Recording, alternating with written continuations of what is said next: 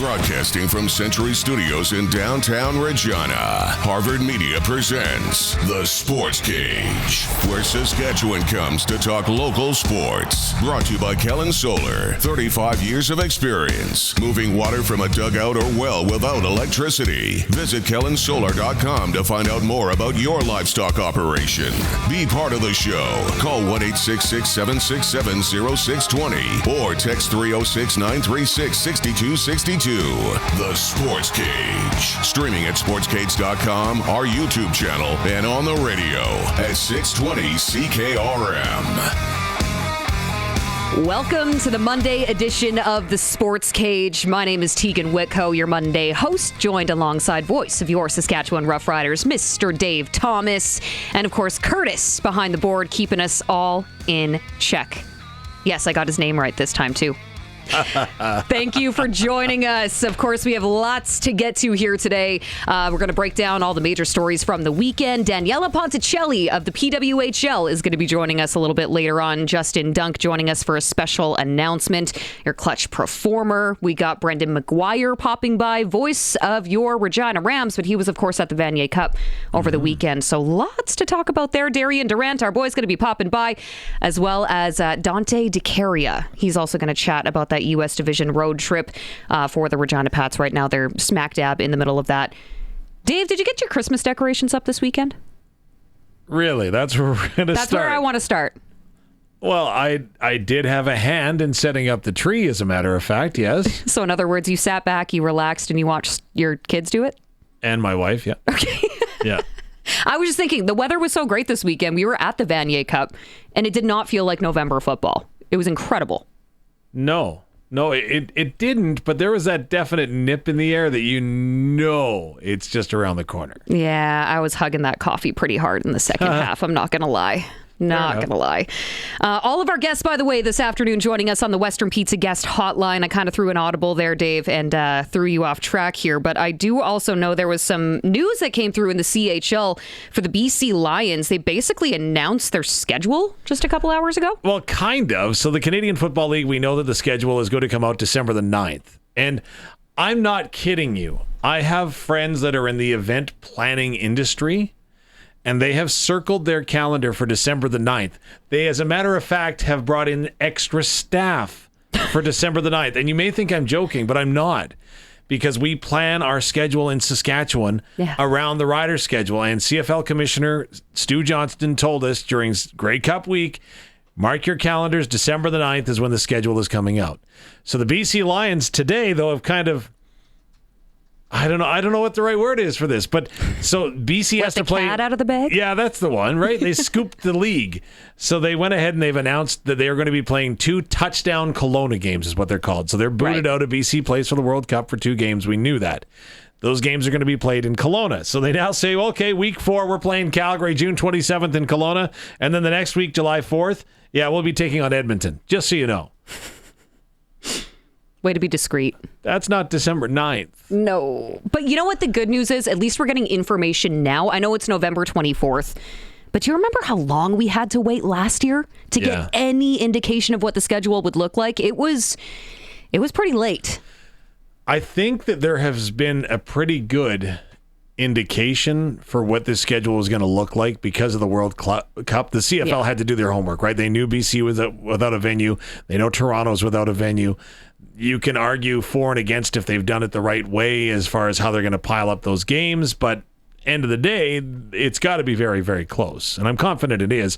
I'm curious what the final tweaks may be and what those tweaks may look like, because both Vancouver, so BC, and Toronto share their stadiums, not only, with the World Cup this year, but also with soccer teams like Toronto FC and the Whitecaps in Vancouver. Right. And that league has gone ahead and said, hey, we're changing our league in the way that it's going to be structured as far as the schedule goes to make it more in line with what they're doing in Europe so that they can line up their international windows and stuff. So that's going to change the scheduling process for them, right? So I'm curious, that's going to be obviously something that is being talked about, discussed, and they'll figure that out at the end of the day. But The one thing that I was talking with Arash Madani on Friday about when it comes to Vancouver, so they are putting grass in to BC Place Stadium. They have to for the World Cup. They don't know that it'll last that long, so it's kind of like my lawn in that way. But I was curious, will they let the BC Lions play a game on grass at BC Place? Maybe. I guess it depends on the schedule, right? How long will the grass live, right? Yeah. Or do you just have people in place to just completely swap it out before the BC Lions get back into that facility? That's a full possibility as well, right? I mean, I'm sure they've budgeted for it. I think they'll be fine given their ownership. Oh, I'm sure they're okay. I'm absolutely sure they're okay. It fascinates me how they're going to transform that field from field turf to actual grass. And I'm probably the only one that has that grass obsession, unless you got 100 head of cattle or something in an agribition right now. Well, that's fair. It is day one. I'm just saying that I would be fascinated to see if they could keep that grass in there longer. It's not going to be a permanent thing because they've got boat shows and all other kinds of stuff inside. They've got concerts, so that's not going to stay. But yeah, BC scoops everybody by saying, hey, here's what we're doing next year.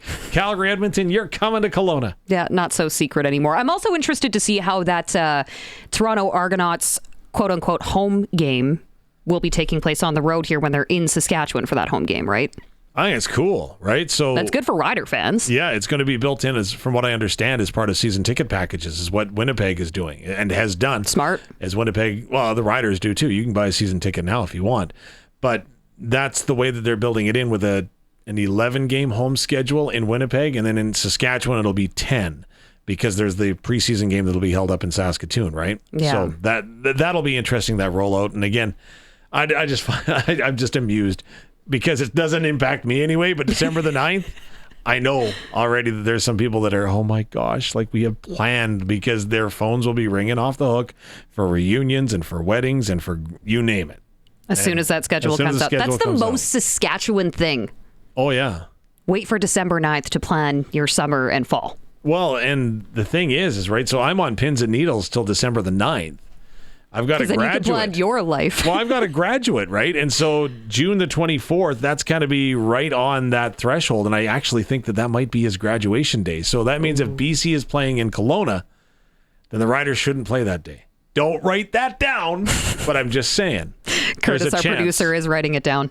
There's a chance. He's on it right now. He's going to clip that, and we're going to save that for later after the December 9th announcement. Perfect. As Dave mentioned, Agribition underway today. Also, a pretty important day for Saskatchewan Roughrider fandom lore. Wasn't it on this day in 2013 the Saskatchewan Roughriders won the Grey Cup at home? Yeah, 12 years ago, defeated the Hamilton Ticats 45-23. Darian Durant was the quarterback.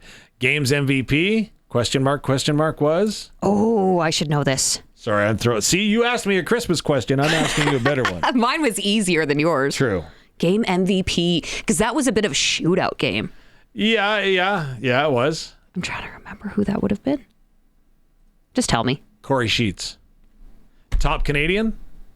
You're testing my knowledge now. Receiver, 2013 receiver. Regina. Born receiver. Do you know? You can let us know on the Prairie Land Rentals text line, by the way, 306-936-6262. Who was the top Canadian in the 2013 Grey Cup 12 years ago today? Yeah. Let's not give it away. I won't. I want to see who gets this. I want to see who gets it right. Again, Prairie Land Rentals text line, which is open all afternoon. You're stuck with me. You got Dave riding shotgun here. It's going to be a fun afternoon. Let's get to some of the biggest stories from this weekend, shall we? Sure. I think we have to mention this first and foremost because this is football country and we're kind of winding down football, Canadian football, that is. NFL obviously still well underway, but the Huskies lose to the CKRM in the Vanier Cup. That is a heartbreaker for the U of S. Yeah, it was a Cinderella run in a lot of different ways, right? You lose your starting quarterback. Anton Amandroud wasn't feeling well after week number 5, and then, of course, was diagnosed with lymphoma last week. So not only are these guys writing midterms, they're caring about their teammate, and then they're trying to focus on excelling. And you know what? Montreal, don't take anything away from them. They're a good team. They're every bit as good as Queens was, and the Huskies found a way, but they just kind of ran out of that magic. The one that's going to stick to me is I will wonder what if with Daniel Weeb, right? Like Anton Amadou, that's just a terrible story, right? Yeah. And it's awesome the way that Saskatchewan and the country are rallying around him. The last look that I saw, the GoFundMe page was nearing $70,000. So that's awesome. But Daniel Wiebe, of course, Saskatchewan Rough Rider draft pick, was dealing with turf toe. And, well, you know that about quarterbacks. It's a tough injury to overcome, isn't it? We'll talk about the Bengals a little bit later, okay? Fair enough. But I'm just saying, he really was limited. He had the toe frozen, and he was in basically a cast the whole time. And he couldn't practice. And so you could see during the game how he was limited in the fact that he could really run straight lines well. But when he tried to make that cut with a foot, it just wasn't working. Yeah. Was not working out for him, which, by the way, you can see some of the highlights here on our stream at sportscage.com or on YouTube as well. So if you'd like to follow along there, feel free to do so. So obviously the Huskies lose this one. Sportscage.com, the poll right now, Dave, did the University of Saskatchewan Huskies deserve a better fate in the Vanier Cup? Because there was that controversial call there. Mm-hmm. What do you think? I like to think that if there's football gods, they would have looked down on the Saskatchewan Huskies and said, it's been an awful long time since the Canada West team won, which was 9 years ago with Calgary. And the Huskies not since 98. Yes. Yeah, right. So it was 2019 with Calgary when they won it. So 6 years ago. And I thought, with everything that this team has gone through, going to play a home game essentially for a Vanier Cup, I thought, what, it's time. But you just kind of saw the depth that Montreal was able to use. And in that second half, they kind of figured things out and held the Huskies to just 5 points. And that's a tough one. So you have to tip your hat. Montreal was the best team on the day and they won. Yeah. An incredible quarterback for them too. And Pepe Gonzalez, right? Oh my gosh. Wow. What an arm on that player. It was a chance to do something Saskatchewan has not done before, winning a championship in the WWCFL. The CJFL, the CFL, and U Sports. Unfortunately, they did not quite get the quadruple victory. Still a trifecta there, though, right? With the Huskies falling short. And again, it did not come without controversy, so we will dive into that throughout the afternoon. No, and what's incredible, right? When you think about it, we're a province of 1 million people. And we're talking the rest of the country. Right? It's 1 million people. And again, I was watching Luke Wilson, who you remember we had on from the Dogs Breakfast when this whole football season started, which seems like an eternity ago. But he was talking a little bit about how football in Saskatchewan is different because of the 6-man and the 9-man programs. And they found ways for kids to play football, and it's benefiting, right? Like there's some kids that show up at the University of Saskatchewan or at the Regina Thunder program that have never played 12-man football before. And it's like, oh, okay, then away we go. But we're developing the athleticism and the skills that are required, which I think is amazing. So, of course, the University of Saskatchewan Huskies, heartbreaking loss at Mosaic Stadium as they fall 30-16 to the Montreal Carabins and the 60th Vanier Cup, the first time this event has ever been held in Regina. Wow, just what an afternoon. And the weather was absolutely immaculate. Head coach Scott Flory reflected on the emotional toll, especially for their seniors whose college journey ended without a national title. Just come up short. Yeah, my immediate thoughts obviously go to the fifth-year athletes. It goes to the Seth, the Riker, the Daniel, the John Stolz. I mean, those guys, it's the hard part about college football. There's a time clock on it, and those guys don't get to play college football again. They got great careers ahead of them, but my thoughts immediately go to that. They're a good football team, and they just made more plays than us in the end, and it's just kind of the way it goes sometimes. And happy for them, but man, so proud of our guys. We fought, we didn't quit, we just kept playing. Just came up short today. What happened on that pass over the line of scrimmage when they picked up a flag? Did they explain that to you? How about the two flags? 2 flags in the first half. I mean, all the word I got, he was somehow got talked out. I don't know. I don't know, Daryl. I mean, I'm not a ref. We don't have replay.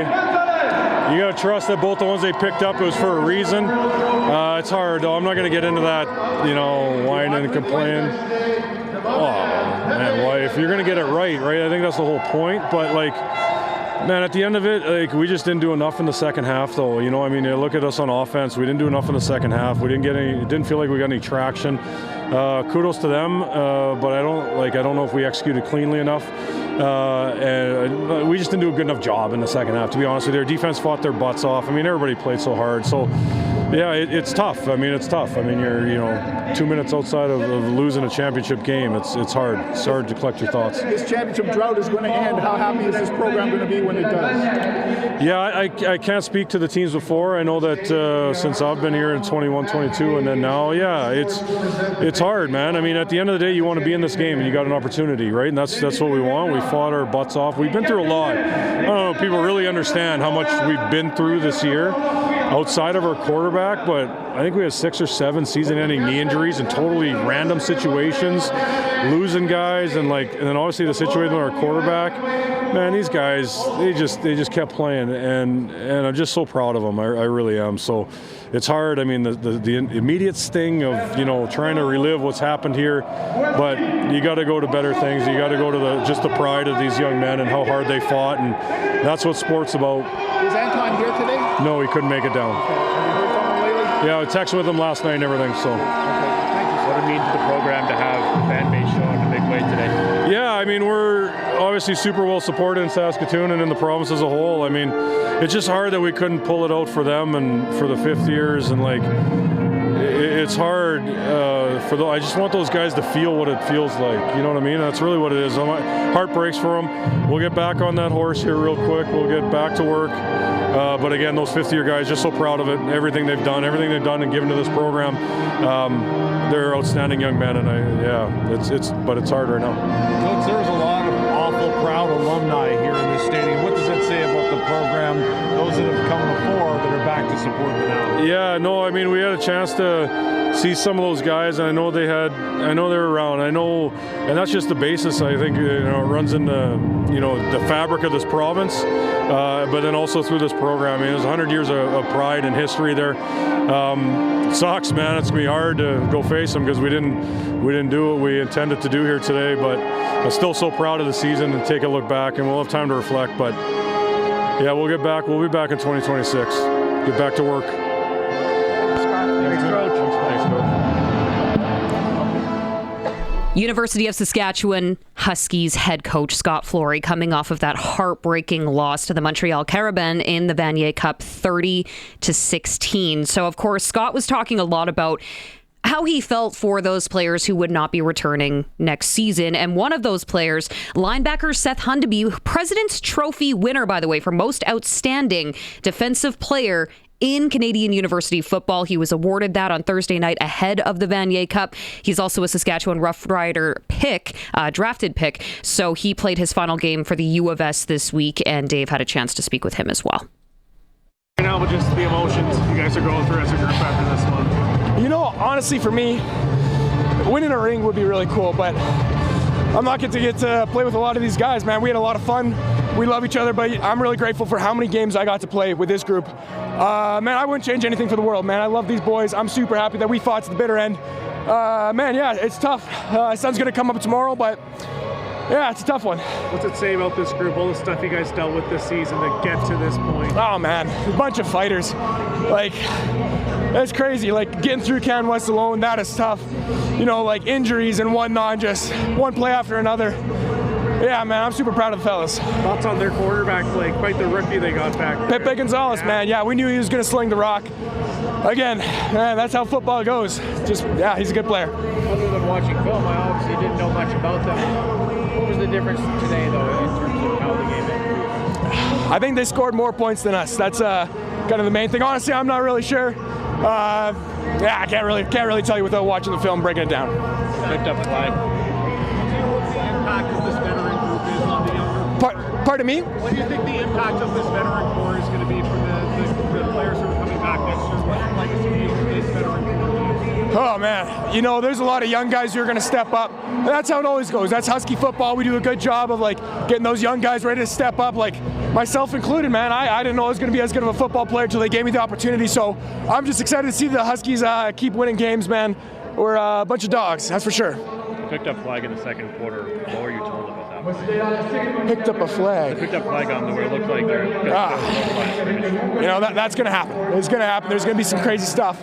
I don't know. Keep playing football. That's my philosophy. How did you guys rebound from that? It was a pretty big moment in the game. That's how much came with it. Yeah, you know, just line up. Like, on any given play, you can get a touchdown, you can force a fumble. Like, I don't know, man. You just gotta keep chugging. I'm proud of these guys, man. That's what we do. You're going to be a graduate when this team wins its Vanier Cup. How happy are you going to be for the program? Oh, man. Yeah, man. Like, I think that's a really special thing about the Huskies. Like, our alumni is really great. And once a Husky, always a Husky. And I'm going to come to these games, and I'm going to keep supporting the fellas. It's going to be special. Thanks. Awesome. Thanks, guys. Once a Husky, always a Husky. How about that? I sure would have loved to have a ring, but unfortunately did not go the way of the Huskies this weekend in the Vanier Cup. Of course, that was Seth Hundeby. Emotional finish to the season. I'm sure they would have liked to see it go another way, but they still made it to the Vanier Cup. Absolutely, right? And that's a big thing too. When you consider you had to go through Ontario and beat Queens just to get there, and doing it all with a second string quarterback, and you heard Scott Flory say 6 guys go down with a knee injury for the year. Like, that's tough. They still, you know what? They still have to be proud of the season that they put up here in 2025. So, you know what? They still won the Hardy Cup. So that's the positive news. Absolutely. And you know what? Lost in all of this was the University of Regina Rams organization a little bit, because, of course, they were backing the Vanier Cup bid. It was kind of its own separate thing. But, like, seeing the players and seeing the coach, you could understand how Coach McConkey was saying, like he didn't say it verbally, but you could see, this should have been us. We had the team. We had everything going our way. We just didn't get across that final hurdle in Saskatchewan. So you feel for the U of R Rams, right? But the Rams, just like the Huskies, got a pretty good future ahead of them because they've got a pretty solid program and foundation. So. Absolutely. And we are going to be chatting a little bit more about the Vanier Cup and the outcome here as we join University of Regina Rams Brendan McGuire. He's the play-by-play voice for us here on 620 CKRM, so he'll be popping by in a little bit. Also, the Insider Report question today: should there have been instant replay in the Vanier Cup, especially coming off of that controversial call? Well, we should give credit to Curtis for digging this footage up. And if you are an Insider Report member, right, you go to sportscage.com, you can sign up for it at any time, and we'll ask trivia questions where you can get streaks like Sportle and all that kind of stuff, or you get exclusive opportunities to have your say. And I know that Curtis is putting it up on the stream right now at sportscage.com, but the I don't want to say biggest moment. Would you say biggest moment? I wouldn't say the biggest, but I would say it was a momentum shifter. Okay. So Pepe Gonzalez, the quarterback for the Montreal Carabins, the line of scrimmage was the 36-yard line. It appeared that he threw the ball at the 39-yard line. A flag came down. They picked it up. They discussed it. They decided no. Yeah, that line of scrimmage. So that it was a second down play. Yeah. So had the flag stood, it would have become a 3rd and 12 because you moved the ball back 5 from the 2nd and 7 position they were in. It would have been a 3rd down in a kicking situation. Montreal would go on to score on that drive, right? So there's we'll never know, right, when it comes to what about the momentum and how did that look. But the one official threw the flag, the rest didn't. So let's face it, officials are human. Do you think there should have been an instant replay in the Vanier Cup? There's a lot more.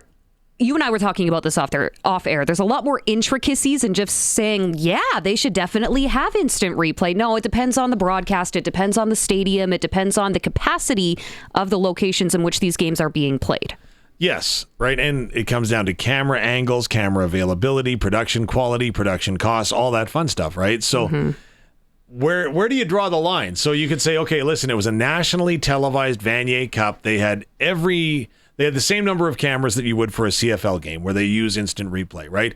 And if you have instant replay, it's an opportunity to get this call correct, right?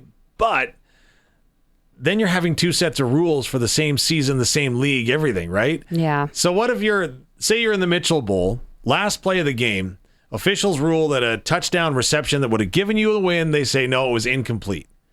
Where 2 days later, video review clearly shows that was a reception, right? The next week, if the same thing would happen in the Vanier Cup and you do have instant replay, then you could go ahead and say, oh, it's a good play. It's that consistency factor. That's exactly it. I'm glad to see you're coming around my way of thinking because it took a long time for me to argue that point. I still don't like it. That being said, what do you think? Should there have been instant replay in the Vanier Cup? You can let us know either on the SportsCage Insider Report. Get signed up right now, or you can even text us on the Prairieland Rentals text line. Prairieland Rentals, whatever you need to get the job done, Prairieland Rentals probably has it. Also, an official Husqvarna snow thrower dealer. Deal with the owner at 600 Albert Street. And for those who are playing along, we were asking you, on this day in 2013, the Saskatchewan Roughriders won the Grey Cup at home. Who was the most outstanding Canadian in that game? Chris Getzlaff. Yeah, and a bunch of people got that right on the text line. But again, you can join the conversation, 306-936-6262. Prairieland Rentals text line. Still so much to get to. In fact, I'm being told we have to take a break. So that means Curtis is telling me to shut up. And then we will get our next guest ready to go. Oh, want? Daniella Ponticelli, play-by-play voice for the PWHL, joins us next here on the Sports Cage. You can, of course, stream at sportscage.com and on your radio at 620 CKRM. This is the Sports Cage at sportscage.com. Well, thank you for joining us on the Monday edition of the Sports Cage. I am your Monday host, Teagan Witko, joined alongside your voice of the Saskatchewan Roughriders, Mr. Dave Thomas, and Curtis behind the board, keeping us on the air, on the stream at sportscage.com. We appreciate you, buddy. And he does have our next guest lined up and ready to go. Daniella Ponticelli, PWHL play-by-play voice, joins us now. Thanks so much for joining us, Daniella. Oh my gosh, Teagan, thanks so much for having me on. It's great to be there with you and Dave. Well, you've had a busy weekend because it was just opening night on Friday, right, for the PWHL. So you called your first game in Ottawa this weekend. I did, yeah. Opened things up with the Ottawa Charge, taking on the New York Sirens. It was the road team that was victorious 4-0, and they got all 4 of those goals in the third period. So things got pretty wild there in the third period. But there was some early fighting going on. We had players ejected. There's so much happening. It's a hell of a way to open up the season. But the one thing that really stood out to me, Daniella, was the crowd.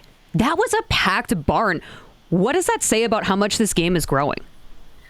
Well, it's been, in so many ways, it's been like that from year one. But I love that we're here season 3 and we're seeing that. What happened in Vancouver Friday night was fantastic. Just shy of 15,000 sold out at Pacific Coliseum. And that just goes to show that the appetite was so right for Vancouver to get their first professional women's hockey team from this league. And it's just so great to see the growth of it. The Canadian markets have been outstanding when it comes to consistent, sustained, high attendance. Ottawa actually has averaged the most fans throughout the seasons at around 8,500 or so. However, that could change, right, as other venues open up and there's more seat capacity. When you look at what Ottawa's done, they've really maxed out what's possible at TD Place Arena. Well, and you saw some strong rookie performances over the weekend. Maddie Wheeler, Haley Wynn, that stands out to me specifically. But who are you watching this season? Well, Maddie Wheeler certainly had her moment, and I'm going to speak to her because I got to see her in action on Saturday. She comes out and she has 3 assists. It's a new PWHL record for a PWHL debut to have that. And so what a splash to make production-wise. My eye is on Rory Gilday as well in Ottawa, a defender who's come in, and she's a big body. She's exactly what they need with the expansion losses, and that's a big part of it too, is that once the expansion draft happened, the way teams were drafting changed as well. What do we need? What pieces are we missing? So overall, that would be someone I'm watching. I'm looking forward to seeing Nicole Gosling with Montreal Victoire, the cousin of Julia Gosling, who scored the first goal for the Seattle Torrents. So there's so many great connections in this league, and we're just going to keep introducing these new players and then reintroducing players to markets where, depending on how much you've been watching the league, you might not even realize that some of the stars on the roster have been already in this league for a while. Daniella, you kind of answered what the question I was going to ask, but when you look at the expansion, how did that affect the teams that were already in existence? And was it a fair expansion process for Vancouver and Seattle to make them competitive early? I would say they're definitely competitive early, and it's on paper, my goodness. I sort of half joked in the early days that Vancouver is my fantasy roster. Like, they've just got so many star players, and not just talking about the production part of it. When you actually break things down and you look at, you've got players who've been in shootouts and who have been successful. You have players with championship experiences. 6 members of the 2-time champion Minnesota Frost are on that team. So you look at where they were able to pull from. They also are bringing in players with that experience. And in a brand new league like this, experience is truly everything when it comes down to it. Just being comfortable in the big crowds, playing at neutral sites, because we'll have even more neutral site takeover tour games with 16 this season. That's the most we've ever had. So I think that's going to be the big part of it. In terms of fairness, depends who you ask. I'm always interested in hearing what the fans have to say. But overall, the inaugural 6 teams are really leaning into the idea that, okay, well, this could be an opportunity for the players who've been here. How can they adjust? How can they move up the lines? And you look at what Taylor Girard did, a player with 1 goal last season, Dave, and she had a natural hat trick in the 3rd period on Saturday. So she's already coming out and saying, this is who I am. I'm here to step up in the absence of some of our more successful scorers the last 2 seasons. You mentioned the word experience. Right now, the National Hockey League, a lot of talk is about what's this Olympic roster going to look like when it comes to the Olympics coming up very early in 2026. How does the Professional Women's Hockey League factor into that, and how does that experience lend its hand in creating those teams? We have seen the impact right away, Dave. Such a great question. It started, honestly, with the world's rosters in year 1. We saw players that had otherwise either sort of come and go in the national program, whether maybe they just had a U18 experience but never made it to the senior team.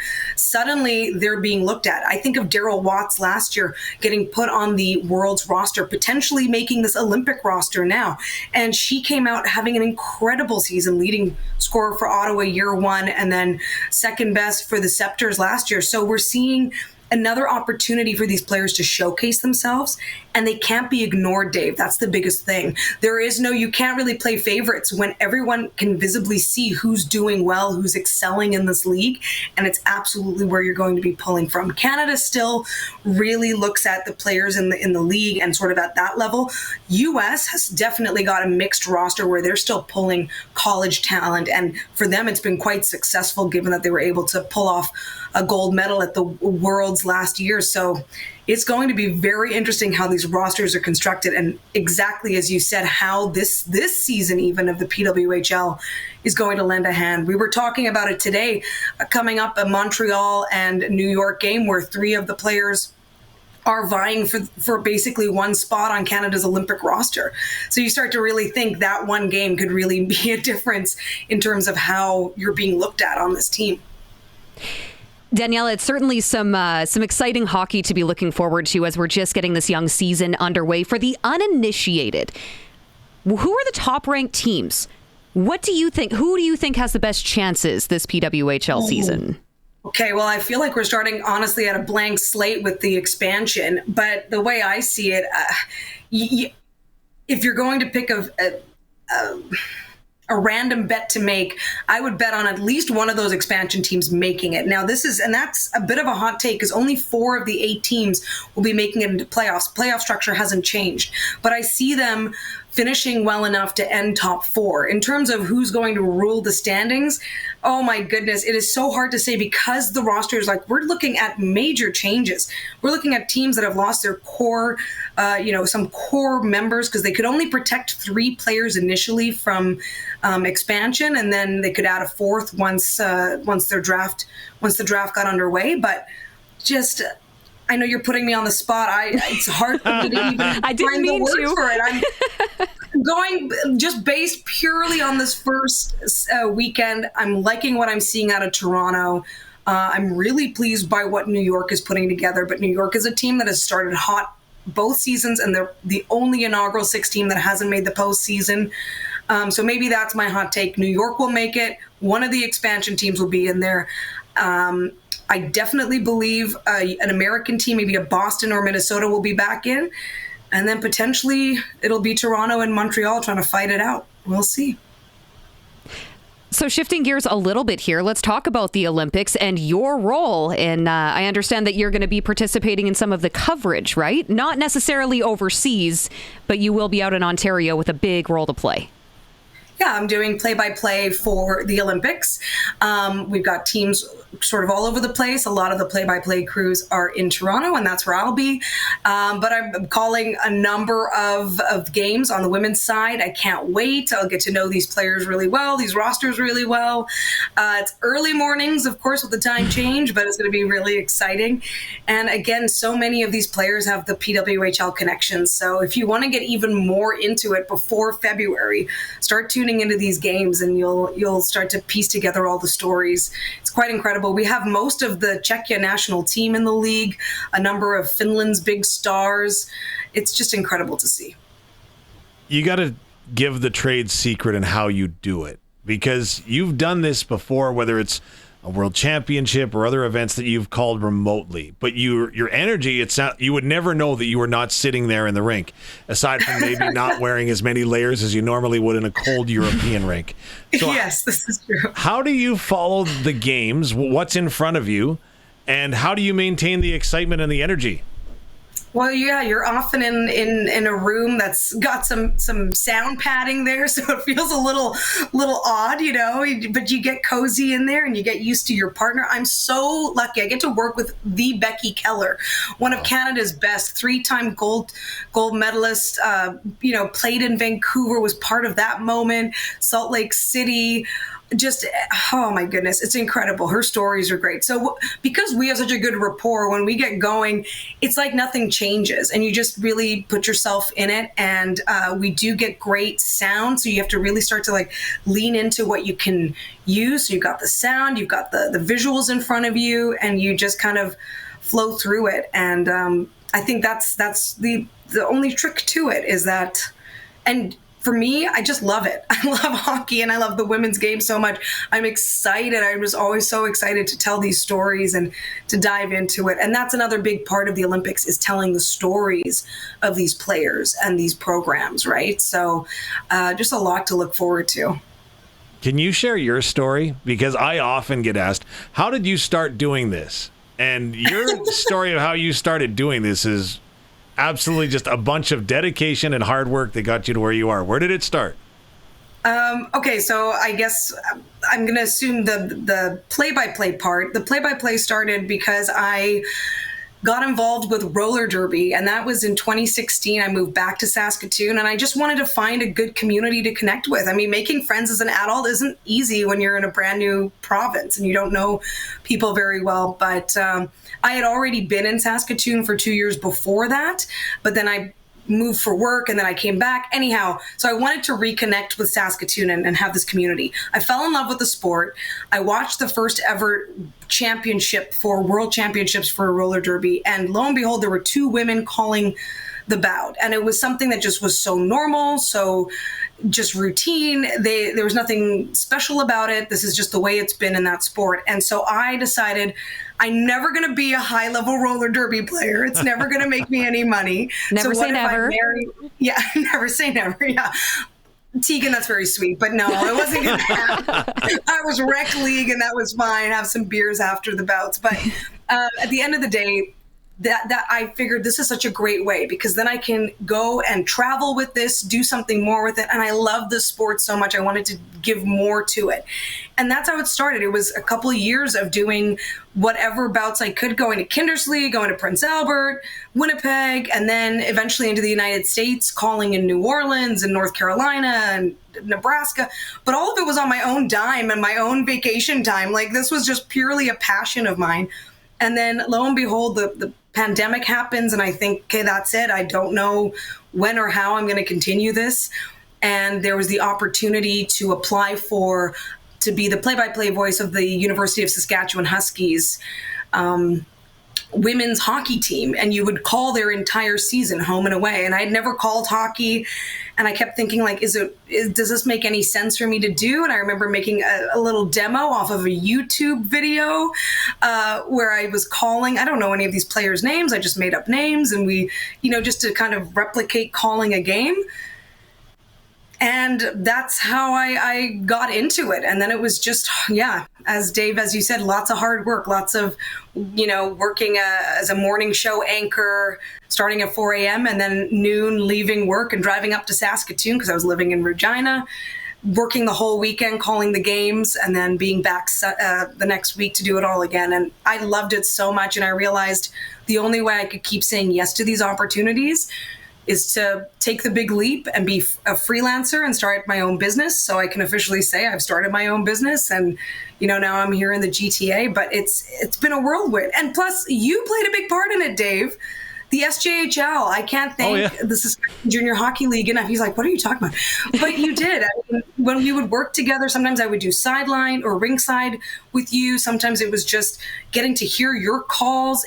I just learned so much from the people around me, and Saskatchewan is forever my influence and forever just one of my favorite places in the world because of everything that I was able to learn and grow and do while I was there. And it's my adopted province. That's why I love it so much. A voice very familiar to Saskatchewan sports fans, Daniella Ponticelli. Now, I do see, if you're watching the stream at sportscage.com or on our YouTube channel, you're rocking that Riders scarf. I know you watched the game. Yes. And I even brought this because a friend of mine was so sweet after we won. He's like, I was going to give this to somebody, whatever team won, like a fan. And so he gave this to me. And so now I have this memento. 112th Grey Cup scarf. We did it in Winnipeg, and it was the best. It was the greatest. I loved it. Yeah, football fan through and through. We absolutely adore that. Did you have a chance to watch any of the Vanier Cup this weekend? Or were you a little busy calling hockey games? I was. I watched highlights. I was very aware of the controversy. And it was just so bittersweet. But the way that the timing worked out, the Vanier was on right as our game started that evening. So unfortunately, I just couldn't, even if I really wanted to. I could only sneak in updates, which breaks my heart. I've watched the Vanier the last 5 or 6 years. I've always been able to carve out time for it. But yeah, unfortunate for the Huskies. Good for Montreal, but yeah, tough. I did hear the segment before this, and yeah, lots of discussion about that to me sounded like Daniella saying I agree with Dave. Just so you're aware. No, that's selective hearing at its finest. Wow. Danielle, I gotta ask. Unfortunately, I do have to agree with Dave if we're talking about you got to be fair. What's fair in one area, and it's not always right, but it's fair. See, right people stick together. I do need to ask you a question, though, and I'm hoping that it's not too insider trading-ish, but again, we've seen what has happened with female hockey in Saskatchewan, right, with the Clarks and Sophie, and what they have done has been sensational, but when you're talking PWHL expansion, I'm not sure how it's working in the U.S. I'm not familiar, but is there a possibility, a potential that we could see the PWHL expand to, say, a Saskatoon or a Regina? Ooh, isn't that the burning question, right? I will say this: it's not really insider. It's kind of what's already been talked about. What they're looking at for expansion. First of all, if you're one of the stops on the takeover tour, that's a good sign. But that doesn't mean that that's the only sign. It's a good sign, though. And so, unfortunately, Saskatchewan isn't on the list this year. But there's always next year, and this league is going to continue to expand. We know it's going to expand again at the end of this season, and they're looking to even do it again the year after. So that's one thing to watch for. Another thing to watch for is to consider the growth of minor hockey in a given market. That is a huge determining factor for them, which I think is a big plus for Saskatoon, as you just said, and Saskatchewan, right? They're also looking at venue. Venue is really big. Where can they play? What works for that? And then finally, of course, a lot of corporate interest in this team. Right now, all the teams are owned by the league, but eventually that might not be the case. And so the idea there is, how are we going to continue to have this team in this city moving forward? So there you go. If you want a team in Saskatchewan, think of those things, and then that's part of it. They did have, by the way, the league put out a request to sort of invite people to pitch their cities to the league. All we know is that they had an overwhelming number of cities pitch themselves to the league. We don't know who's on that list. So not sure if anyone from Saskatchewan went out there and pitched themselves, but that is what you need to know. If you want to get one, those are the things. Fair enough. And agree on instant replay not being necessary in the Vanier Cup. Well, I just think that's actually reflective of something that happened in the PWHL this year, where they did away with coaches' reviews. And the coaches are like, we're actually okay. Like I spoke with, one coach, the Ottawa's head coach, Carla McLeod. She's thrilled about it. She said it wasn't really right because some barns, we had the technology and the capability to look at things before we called it coaches challenge. Other times we didn't. And so it was always, how do we use this to our advantage? And is it an advantage if we don't have technology working the right way for us, but maybe the other bench does? And so they did away with it this season, and we'll see if it comes back. But that is an important consideration, is what are you capable of doing in one place versus another? You know, it is an exciting time for women's hockey. I mean, you look at Saskatchewan specifically here, the first women's senior hockey league began playing this fall. So that's got to be a step in the right direction. And maybe we'll get that expansion team here in Saskatchewan. Yeah, and in the meantime, let's see about getting even more Saskatchewan players into the league. You mentioned, of course, Clarkey, Sophie Shirley, but I'm a big fan of Brooke Hobson out of Prince Albert. She's just a great defender, and she was with New York. She's now with Ottawa, and she's just always a blast to watch. And in the NCAA right now, Striker Zablocki has just been incredible already, like as though we didn't know she was going to be amazing at the college level. Can't wait for the however many years we have to wait, I guess, until she gets to the league. But there's just so much energy and excitement around these players, and this pathway is fantastic. So when's the next game you're going to be calling? I imagine you're pretty busy now at this point in your year. I'm excited. I'll be in Montreal tomorrow night for Montreal, New York. It's the Victoires home opener, and then back in Ottawa when they have their very first meeting with Vancouver, which is also the Golden Knights' first road game. And the big storyline there is the fact that the goaltender who got pretty much let go, like Emrance Mashmeyer, was sort of passed over for Gwyneth Phillips. Well, they'll be meeting on Wednesday night. And then I'm back in Toronto for the Scepters home opener Saturday, and that's exciting. They're hosting Boston, and that rivalry is always a fun one to watch. So Toronto, Boston getting chippy? Never would have guessed. No way. There's no way. We've never seen that before. It's incredible, actually, how quickly the intensity has picked up. The game on Saturday felt like a playoff game. And I'm like, it's game one, everybody. So it's a great start to the season. Shifting gears really quickly here, because I know we got to let you go shortly, Daniella, but I want to get your take on this. It's a question that we're asking everyone right now. Do you think, now we're shifting over to the NHL, do you think Connor Bedard will play in the Olympics for Team Canada? Oh my I know, again, goodness. I'm putting you on the spot. I don't mean to do this to you. I'm just going to say yes. But part of me is I don't know so much on the men's side how their roster construction is. If this was on the women's side, I might actually say no, because I don't know how keen they are always to take on sort of rookies. But even though I don't even know if you want to call them that, but you know what I mean? Like new to the national program at that level. But I'm just going to say yes, because I want to see him there. So. You can tell that you're a Saskatchewan hockey fan. There you go, yeah. Daniella Ponticelli, play-by-play voice in the PWHL. Cannot wait to listen to your next call. Really appreciate you doing this. Of course. You guys are wonderful. I've so enjoyed listening to all of your coverage, by the way, throughout the Rough Riders season.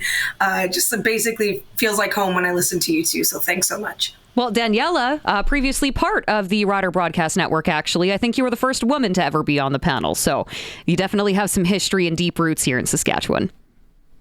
Oh, thanks so much, Teagan. Thanks. All right. Have a great call. We'll talk to you soon, Daniella. Of course, Daniella Ponticelli joining us on the Western Pizza guest hotline. Oh, what a great conversation with Daniella. If you missed any of it, you can always go back and watch in podcast form at sportscage.com and our YouTube channel, anywhere that you get your podcasts for that matter. We are going to take a quick break. We'll be back here in just a couple of moments. This is the Sports Cage, the home of local sports on 620 CKRM and streaming at sportscage.com. It's time for the Sports Ticker, brought to you by Reliance Heath Water Heater Rentals. Bundle and save Save with Reliance Heat. Rent a new water heater and softener together and get $400 cash back. Call on Reliance Heat today. 7 games on the NHL schedule tonight. The lone Canadian team sees your Ottawa Senators taking on the Los Angeles Kings, 8 o'clock local time. The Sens continue to climb the Atlantic Division, by the way. So we'll see how that game goes. Week 12, wrapping things up in the NFL as the Panthers travel to San Francisco to take on the 49ers. And then Canadian Olympic curling trials. Dunstone and Gushu still remain undefeated at this point. And then you have Carrie Einerson undefeated. By the way, over the weekend, Pat Canadians take a 6-4 win over the Trojans on Saturday and a 6-3 win on Sunday to expand their lead atop the Sask Male AAA Hockey League. And they are going to be hosting the Swift Current Legionnaires later this week on Thursday. That is a look at your sports ticker for Reliance Group of Companies. Coming up next, Justin Dunk joins us for a special announcement. This is the Sports Cage on the home of local sports on 620 CKRM and streaming at sportscage.com. Yeah, thanks for joining us on the Monday edition of the Sports Cage. I am your Monday host, Teagan Witko, joined by voice of your Saskatchewan Roughriders, Mr. Dave Thomas, and of course, Curtis behind the board, keeping us all in check. On the stream at sportscage.com and on the radio at 620 CKRM, of course. And you can feel free to join in that conversation on the Prairie Land Rentals text line. We'll ask you the same question we just asked Daniella. Will Connor Bedard play for Canada's Olympic team given his recent surge in the NHL? Let us know your thoughts. Again, that Prairie Land Rentals text line 306-936-6262. And we'll talk a little bit more about that as the afternoon goes on. First, the Western Pizza Guest Hotline, brought to you by Western Pizza, the Greek-style pizza that has become famous around the world, plus the Greek and Canadian food you cannot get enough of. Western Pizza, the local legend. Here to help us make a pretty substantial announcement, 3DownNation's Justin Dunk joins us right now. Well, hey, Justin. I don't want to throw the mic levels off, but you know what I usually do in these situations. Let's go. Do it. I'm not going to get too loud with it. I think if there's any time to do it, now is the time, though, because you have a pretty substantial announcement to make. I'm not going to steal the thunder here. I want you to say it. You're so kind, Teagan. I'm excited to share with your audience that 3DownNation has joined the Harvard Media family. Thank yous go to a lot of people from the top all the way on down the chain to be able to make this happen. And I'm lucky to have a great crew at 3DownNation to be able to continue to push the site forward. John Hodge and JC Abbott will officially be managing editors in this new era of 3DownNation, along with all our contributors. They're going to stay with us as well. And I really appreciate the trust from Harvard Media, especially the Hill family, John Jordan, the COO, and Tina Schwiedal, who have been immense in this process to bring this to fruition. So I'm forever grateful and excited about doing more of this with you, Teagan, with 3DownNation integrated, and just so jacked up for the future. How do you think this partnership might influence the broader Canadian football media landscape? Because let's be honest, Justin, it's a time when traditional sports media companies aren't necessarily growing, but possibly shrinking. So what does this mean about, your journalistic integrity and the team that's behind you? That's a great question, Teagan. And I think that there are two key points to hit on here. First, with 3Down, it's shown that we've been able to endure through this process of change in the sports media landscape in Canada and really around the world and continue to deliver high journalistic standards in what we do at 3DownNation.com, staying independent, and that's going to happen going over to Harvard Media. And the other part of it is that I really feel like the best spot for 3DownNation in the long term is Harvard Media, with the business relationships that they have not only in Saskatchewan, but Alberta, even in Manitoba, and then also the expansion of that to help 3DownNation be around sustainable and successful for the long term. So, of course, you talked a lot about, your editorial philosophy, your transparency, but 3DownNation managed to grow organically and to just not hundreds or thousands, but millions of readers without spending any money on advertising. What do you think resonates most with Canadian football fans? I think it's the independent coverage. And, there were tough, trying times throughout 3Down's tenure, let's say, in the sports landscape in Canada, and especially, at the start, but we've grown into a publication that I think has earned our respect. And one of the key points, you sort of alluded to it there, is the fact that we've never paid for any marketing. So a lot of that has come from other people crediting us for our reporting, various outlets. I can remember big stories about, like, let's say the Saskatchewan Roughriders when Chris Jones was there illegally working out Johnny Manziel, and you had Pro Football Talk and ESPN and Washington Post linking to our reporting because they trusted it that much. So when you have that respect from your peers, even on the other side of the border in the United States, and I think it can really help websites grow. And specifically, that's been one of the real keys for 3DownNation and its independence. And I really want to drill down on that because there's already been some questions from fans on social media. How are you going to operate journalistically? We will remain independent. Yes, 620 CKRM and the Rider Broadcast Network is the voice of the Saskatchewan Roughriders. You're sitting right next to him and Dave Thomas. But the Hill family has assured us that they want us to continue doing what has made us great. It would be silly for anybody to kind of come in and change that editorial pinpoint that we have, because that's one of the main reasons we've been so successful. We call it as we see it. We try to be as fair as we can. And then we also say to our sources and people around the league that we have quality relationships with, if you feel like we're off base or that we were unfair, we want to hear from you. That includes the fans, Teagan. So I think that's a key part of all of this. We're so appreciative of our loyal followers on the website. And the last thing I'll say to wrap up the point is, you mentioned the amount of people that come to 3DownNation on a yearly basis. It's around 3 million unique users. Some people would look at our social media and be like, that seems preposterous. But we really focused on growing the website. And I think that has been our key with a business, is that we had a sole focus with it, and that has led us to great success and ultimately the partnership with Harvard Media. Well, it's obviously a fun day, an exciting day for all that's involved. What did JC Abbott, John Hodge, what is the entire crew? How do they fall in, and what is their reaction?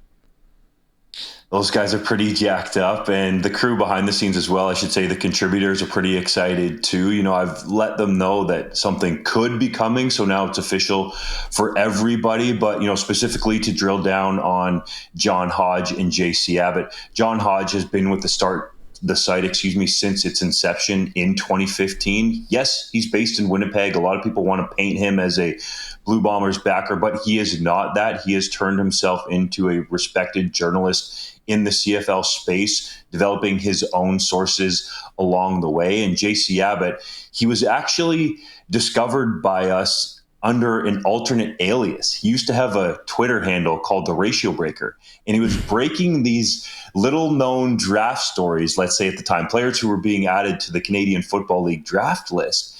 John Hodge and myself are like, who's this Ratio Breaker guy? So we start DMing him, find out that he's an actual real person. He's not just, one of the people out there that doesn't like to put their name to anything. And then JC Abbott became a huge part of what we do at 3DownNation.com. So we have round-the-clock coverage on what we call our news desk, as well as working on, features and what's topical in the Canadian Football League space. And those two have been absolutely instrumental in growing 3DownNation to where it is today. So can you give us a scoop?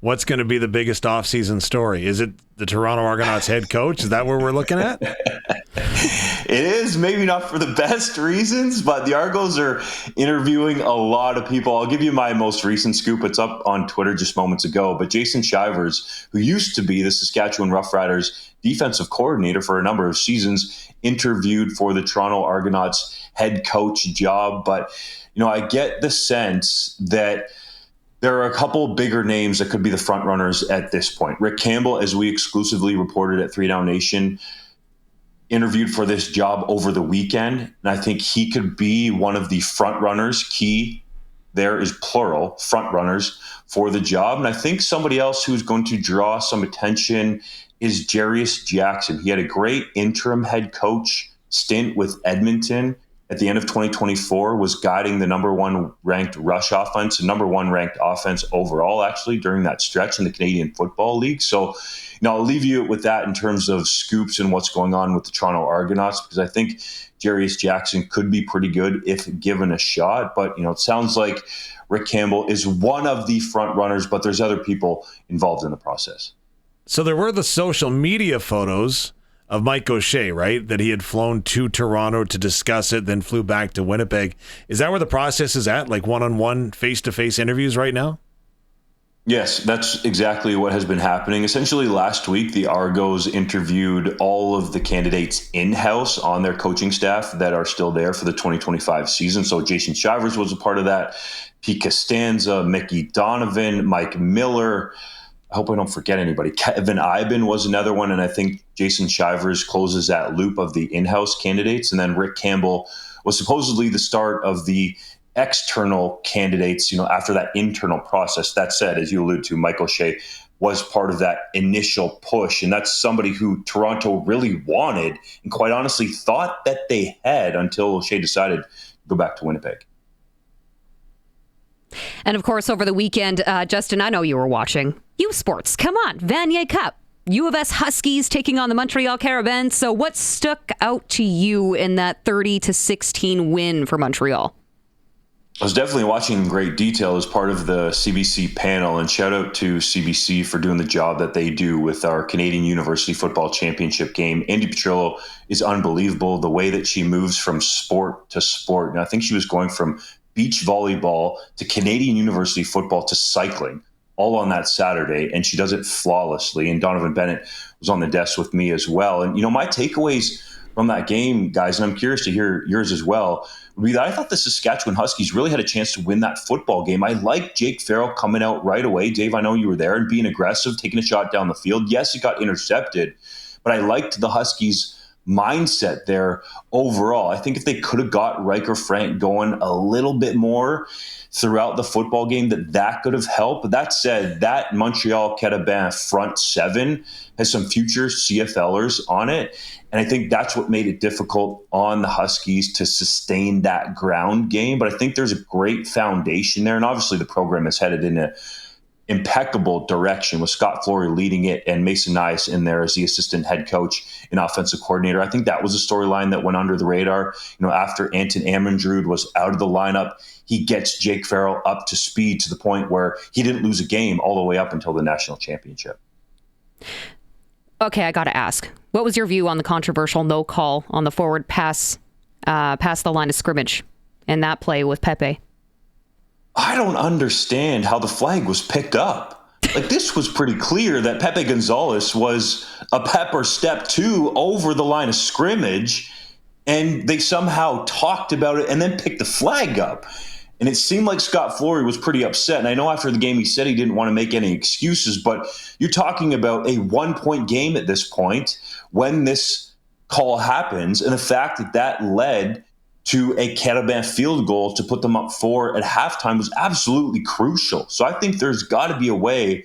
I'm not saying that U Sports should get a command center because I'm not necessarily sure that's even the greatest thing either. But to me, that call was obvious that he was over the line. I'm laughing at Dave right now because we've been talking about that this afternoon. Should there be instant replay in the Vanier Cup? Dave is a hard no for the record, just saying. But was that the turning point in the football game? I don't think so. What do you think it was? No, I don't think it was. I think it was later on when Jake Farrell got intercepted for the second time. That was one of the key turning points for me. And it just really seemed like for Montreal and Pepe Gonzalez that the offense came fluidly. I don't want to say easily, but it was pretty fluid, and they were able to take some deep shots, whereas Saskatchewan had to earn those hard yards when they did get them. So I thought that Montreal was largely the better team on the day. And, I know most of your listeners might not want to hear it, but Pepe Gonzalez had an absolutely unbelievable season, arguably the best season ever by a first-year quarterback in the Quebec Conference, and potentially even the best rookie season ever by a kid straight out of high school or CJEP football in U Sports history. There was a graphic that we had on CBC that showed Pepe Gonzalez as being just the 4th quarterback in his first year to win a Vanier Cup. But Michael O'Connor was on that board. He came from Penn State University. Okay, that's a different level. And he had been there for at least one season before he got to UBC. So what Pepe Gonzalez did, essentially coming straight out of high school, or CJEP as it is in Quebec, was simply sensational and I would say historic. I know you can't go back in a time machine, but do you think that U Sports got it right with the Heck Crichton Award being handed out to someone other than Daniel Wiebe? My argument is that the Saskatchewan Huskies offense just wasn't the same, and he'd been right in that air cast for essentially 4 different weeks, right? And the numbers that he was still able to put up, the impact that he would have in a game, and the value to his team, I don't know if they were handled appropriately when it came down to the voting. Your thoughts on that? Maybe I'm too much of a homer. No, I don't think so, Dave. And it actually opens up a discussion around the Heck Crichton Trophy with respect to, does it actually go to the best player every year? If you go back and look at the year that Trey Ford won it, that wasn't even his best season in U Sports. He probably should have won it after his second season. So it's become sort of a career award. And I get that Ethan Jordan was great for the Wilfrid Laurier Golden Hawks, back-to-back 1,000-yard seasons. So I think he actually was, in this case, full value to win the Heck Crichton Trophy. But is it a career award or is it an individual year award? Because then I think, to your point, Daniel Wiebe would have more of an argument. You know, it would be hard to argue him over Ethan Jordan because I think they had similar levels of impact on their team. You know, it's worth noting that Ethan Jordan didn't play in the Yates Cup game when the Laurier Golden Hawks were upset. I think he means that much to that offense. Very similar to Daniel Wiebe, though, but it does open up that discussion. Are we going to look at the best player from a stats perspective, from what they mean to their team perspective, a pseudo MVP, or a career perspective? And Seth Hundeby, although he did win the President's Trophy as the top defender in the league, and I think he showed off why in that Vanier Cup all over the field. How do you think that he fared? And again, he wanted to go back to school to finish his engineering degree. He's putting the wraps on that now and then turning his attention to Saskatchewan Roughrider training camp. Can he step into the Roughriders Grey Cup champion locker room and not miss a beat? I think he's got all the tools to do it. And I heard that somebody in Saskatchewan witnessed Seth Hundeby getting some love from Trevor Harris. Now, that doesn't just happen, as you know, Dave Thomas, if you don't earn it in training camp. So that speaks volumes to me when they ran into each other at Mosaic Stadium. And some people might look at Seth Hundeby and say, okay, well, he was selected in the 4th round. That's like the mid-round in the CFL draft. Well, it's probably not that good.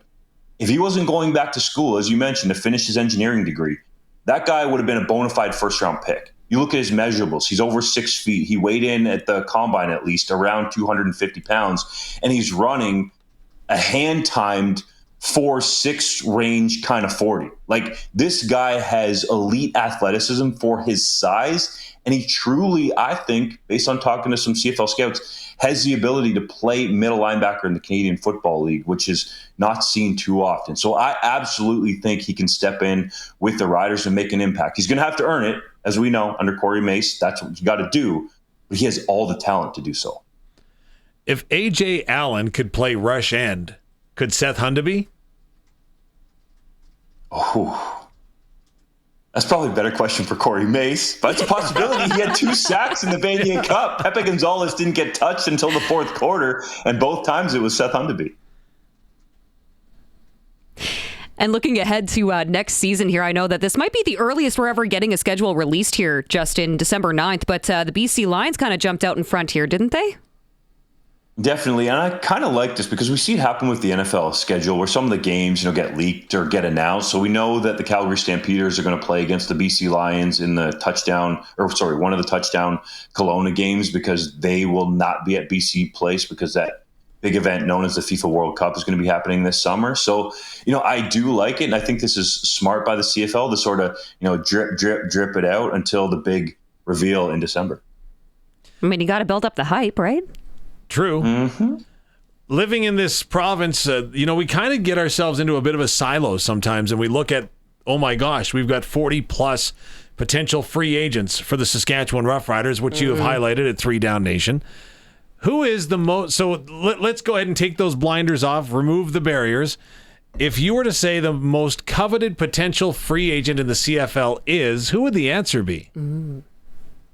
Ooh, buddy, my guy's coming with the straight fire today, and I'm here for it.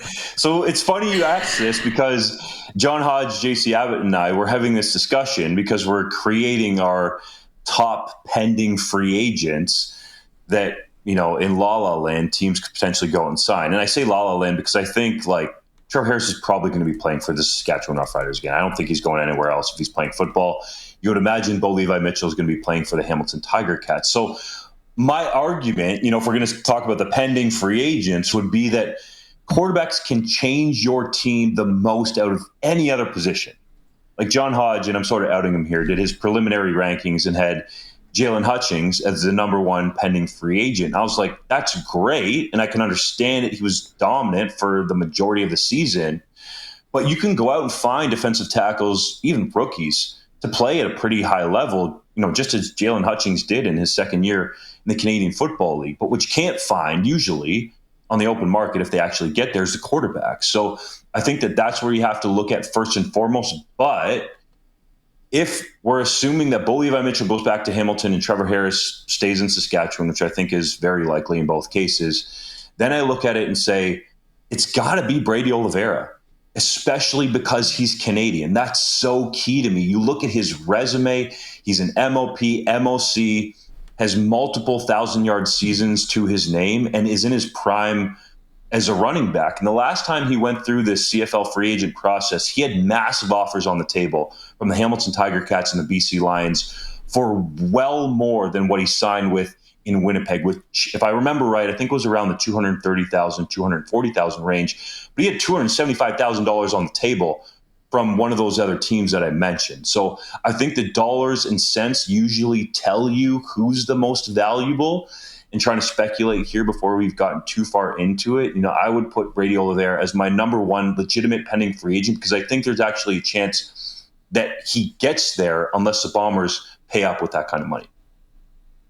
Interesting. I'm curious, does offensive coordinator play into that, though, as well? Not just dollars and cents? Yeah, it will in Winnipeg, I can tell you that. There will be plenty to discuss in the offseason. And, of course, in case you missed it, Harvard Media has acquired 3DownNation. Justin Duncan, of course, his counterparts JC Abbott and John Hodge, now a part of the Harvard family, and, of course, SportsCage.com. We even got a comment here, Justin. Marcel Tanner Gaming, 3DownNation and SportsCage, perfect relationship. So we'll definitely be keeping an eye on 3DownNation.com this offseason to see exactly how not only the Rider roster shapes up, but for all the other teams in the league, of course. Congratulations. You are stuck with Dave and I for that much longer. Thank you for coming on to chat, Justin. Hey, I'm happy to be stuck with you two. You guys are the ultimate pros, and especially Dave has taught me a lot about Saskatchewan and the whole vibe and everything out there. He's taught me how to say names properly of some of the cities and small towns out there. And Teagan, honestly, you're a rock star with so much potential. So I'm so excited for those reasons and many more about this partnership with Harvard Media, and just can't say enough. The trust that's been bestowed upon us, especially what we do with the Rough Riders broadcast, but also now with 3DownNation, from the Hill family, on down to everybody in the organization, is not lost on me. And I'm very appreciative of it. So we're going to continue to bring the best, all the goods that we got at 3DownNation.com. Thank you so much, guys, for giving me the time to share a little bit about it. That sounds like a shout out to Langenberg. Just saying. Yeah, exactly. All right, Justin, let's go. Thanks so much for this. Well said. Thank you. Of course, Justin Dunk of 3DownNation joining us on the Western Pizza Guest Hotline. Appreciate the time, as always, and exciting news. If you missed any of that discussion, you can always go back and listen at sportscage.com, our YouTube channel as well, in addition to anywhere you get your podcasts. We are going to take a quick break here. This is the Monday edition of the Sports Cage, and it is brought to you by Kellen Solar, installing solar in residential and commercial buildings for 35 years. Local and trusted. Kellen Solar. Visit kellensolar.com. Coming up next, we're going to have a conversation with Brendan McGuire. Yes, a little more Vanier Cup conversation, so hang tight for that. This is the Sports Cage, the home of local sports, on 620 CKRM and streaming at sportscage.com. Yes, we need to talk about your clutch performer. We do have multiple, because you can't just pick one, Dave. The first one that I would like to start with, however, was on a hockey broadcast over the weekend. My guy Curtis, do you have that ready to go? Let's do it. Go right off the glass like we've seen in Nashville. Goofy back. Turnover. Nielsen holds and looks and shoots. Saved by Knight. Shot by McCarr. He scores!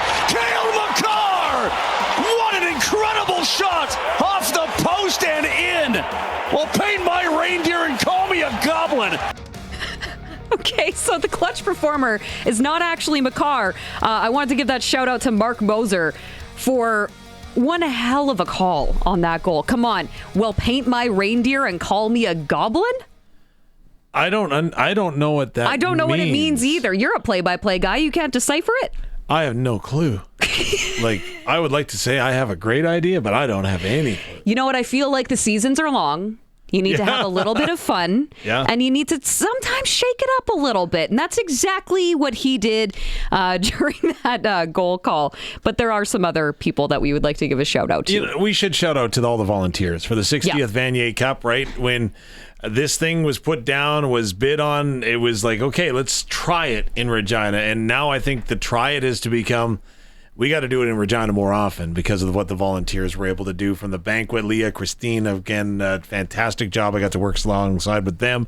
Volunteers at tailgate parties. There was people driving people around. They were making sure that the teams were set and comfortable in their facilities. It was a full team effort off the field, and I think the volunteers should be the clutch performer today. Absolutely. Volunteers and the organizers. I know Mark and Sandra were absolutely incredible to work with throughout the entire duration of this. It came along with so much planning. And you know what? It might not have went Saskatchewan's way if you're a Huskies fan. I know still stings a little bit. And yes, we are going to continue talking about it this afternoon. But you know what? Those are our clutch performers. Big shout out goes to the Vanier Cup volunteers who helped put on this event in the 60th annual rendition of the Vanier Cup.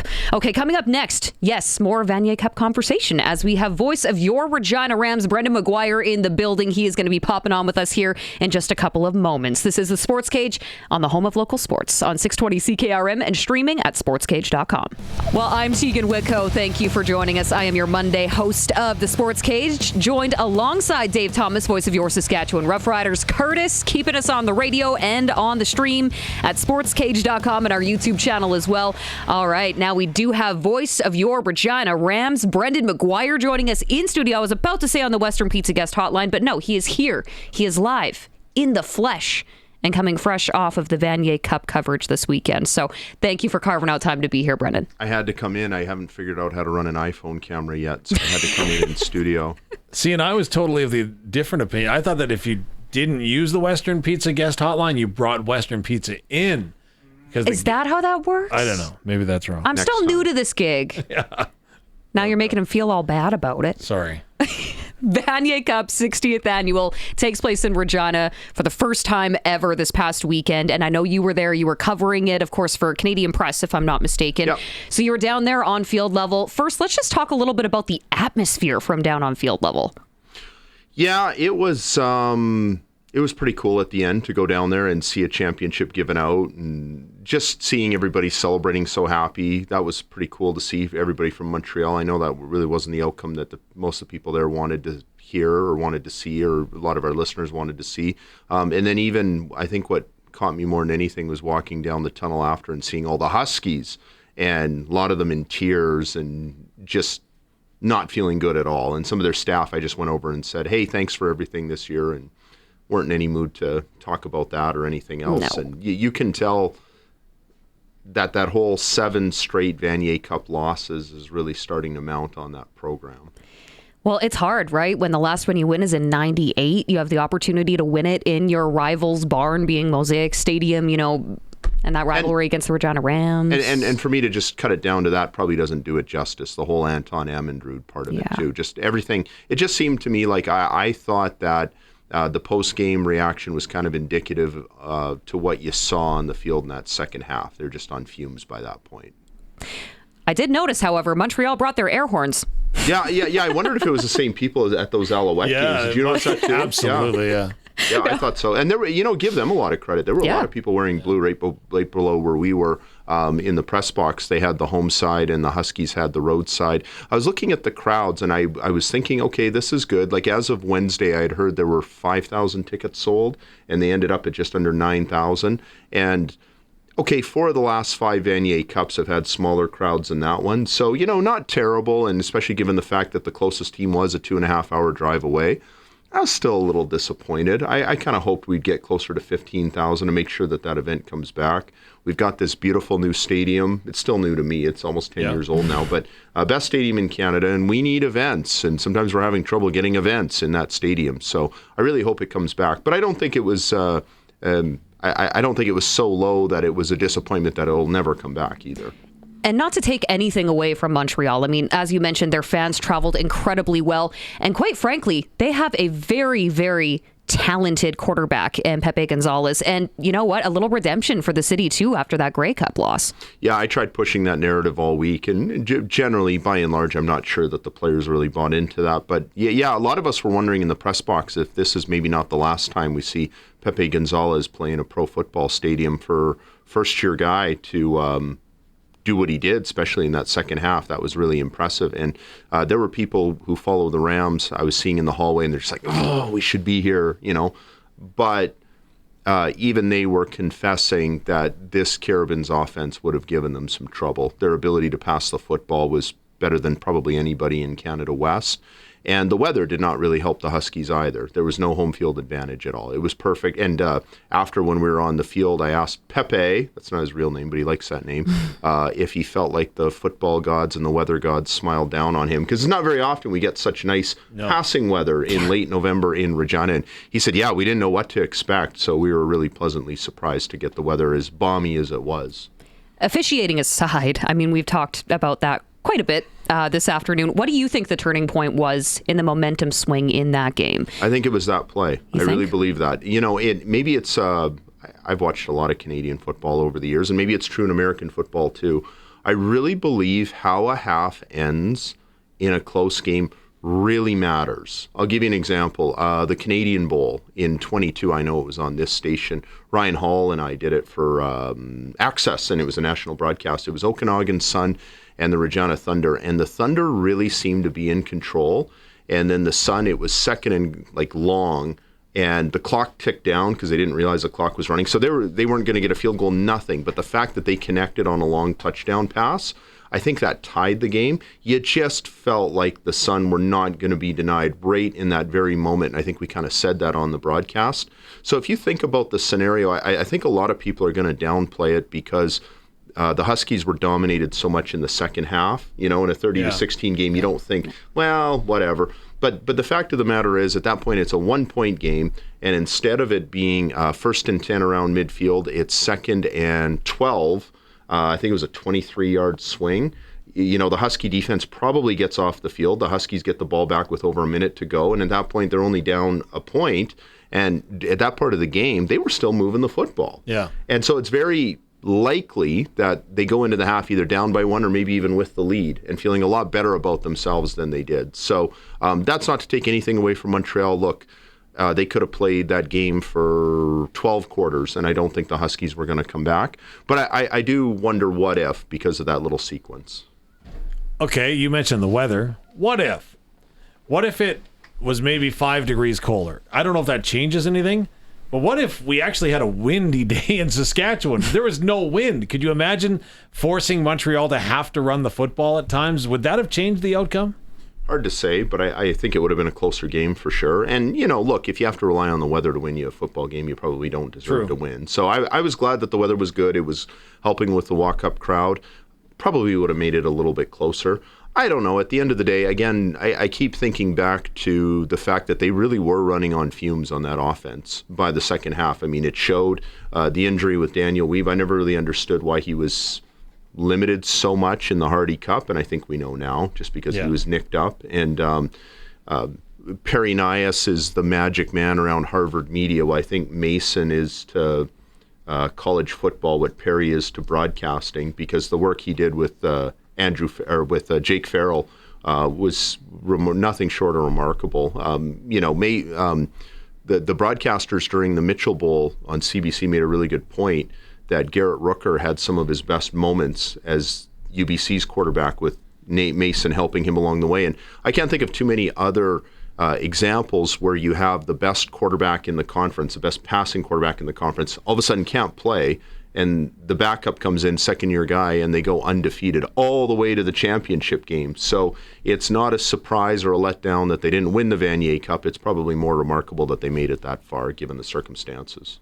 I know there's going to be some very proud people at Riffle High here in Regina, right? Mason Nias was a proud alumnus of Riffle, and you look at what he accomplished. He should have won a Heck Crichton. I will stay with that until the He's debate dying is on done. that hill. That's the one. But you mentioned what he did with Garrett Rooker, right? And let's face it, the two played against each other on the field the year before, and he was able to get that out of them. And then the only game that Mason Nias has lost as a player or a coach in Saskatchewan happened to be in that Vanier Cup. And I felt for him there, but when it came to Pepe Gonzalez, 20 years old, real deal, can he really make an impact going forward, not only in university, but is his game pro-ready? Maybe not pro-ready, but pro-potential. Yeah, it's hard to say. You can't help but not rule it out.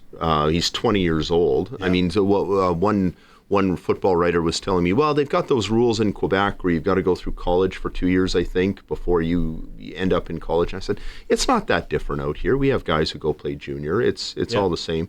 And look, there's a lot of American college quarterbacks. Stetson Bennett, I think was his name, the guy who won for Georgia a number of years ago. Yeah. He was 25 when they were winning, a championship, and he was considered to go to the NFL at some point. So if the kid's 20 right now, you have to think he's going to continue to evolve, but we don't know that. Sometimes those are the guys you never hear of again when they have that rapid ascension. But if he does continue to progress, you'd have to think he'd at least get a crack at it. He certainly looked more impressive to me than that Senecal, that last quarterback who was with Montreal and really never got very far, and I never expected that he would. Yeah. I think so. You'd have to think he'll at least get a crack at it. Another thing that I'm curious to see is I hope he stays in Canada, but it makes you wonder how much interest he's going to draw from those American schools as well. So the Regina Rams, you have to take your hat off to the organizers, to everybody that was involved. And I got the sense just seeing Coach McConkey for 2 brief minutes on the concourse, how much and how badly he wished that he was in this game. How big of a motivating factor is that for him as he's out on his recruiting calls right now and getting set to go into another season with the Rams next year? Well, I saw the receivers coach Paul Harrison and a few others on the field watching the celebration at the end, and that was what was going through their minds. I would think it would be pretty big. Teagan and I talked about, if Marshall Erickson had played in that Hardy Cup game, would they have won? And I think the answer is an absolute yes. I wonder, what if they had a healthy Marshall Erickson in the Vanier Cup, and how much would that have limited would have kept Montreal's offense off the field? Total game changer. Yeah. But I mean, we're getting into that what if game. That football is. Well, yeah, that's right. It's the most frustrating part, but it's the most fun part, right? I felt like the Rams were really built for 24 and 25 at one point, because when they found out they were hosting the Vanier Cup, they went and they got some junior players, some older players who would only be eligible for a couple of years. But a lot of those players, for one reason or another, found their way out after the first year, and just circumstance, like injuries and what have you. So they've had a lot of younger players who had to step in. They've got a quarterback who's a third-year guy, and the way he got cranked up those last few weeks, the fact that Owen Sieben was healthy and able to play in the Hardy Cup is really what gave the Rams a fighting chance, even without Marshall Erickson.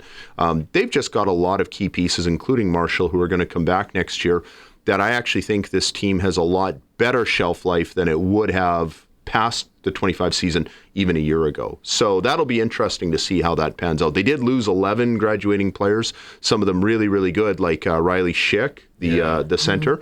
But of the Canada West All-Stars on the O-line, 5 of them, 3 of them were from the Rams. So, they've got some depth there, and I think they'll be a very big part of the conversation next year with a little bit of added chip on their shoulder, I guess, after having to watch the Huskies. Would have been even worse if they had to watch the Huskies celebrate on their turf, but it didn't quite come to that. So it's been 6 years since a Canada West team has won the Vanier Cup. Is that alarming? No, I don't think so. I think what's more alarming, to be honest, is it's been 4 straight years that Quebec has won. Those same 2 teams have won. Look, college football around North America is not all that compelling. This is a big problem all over.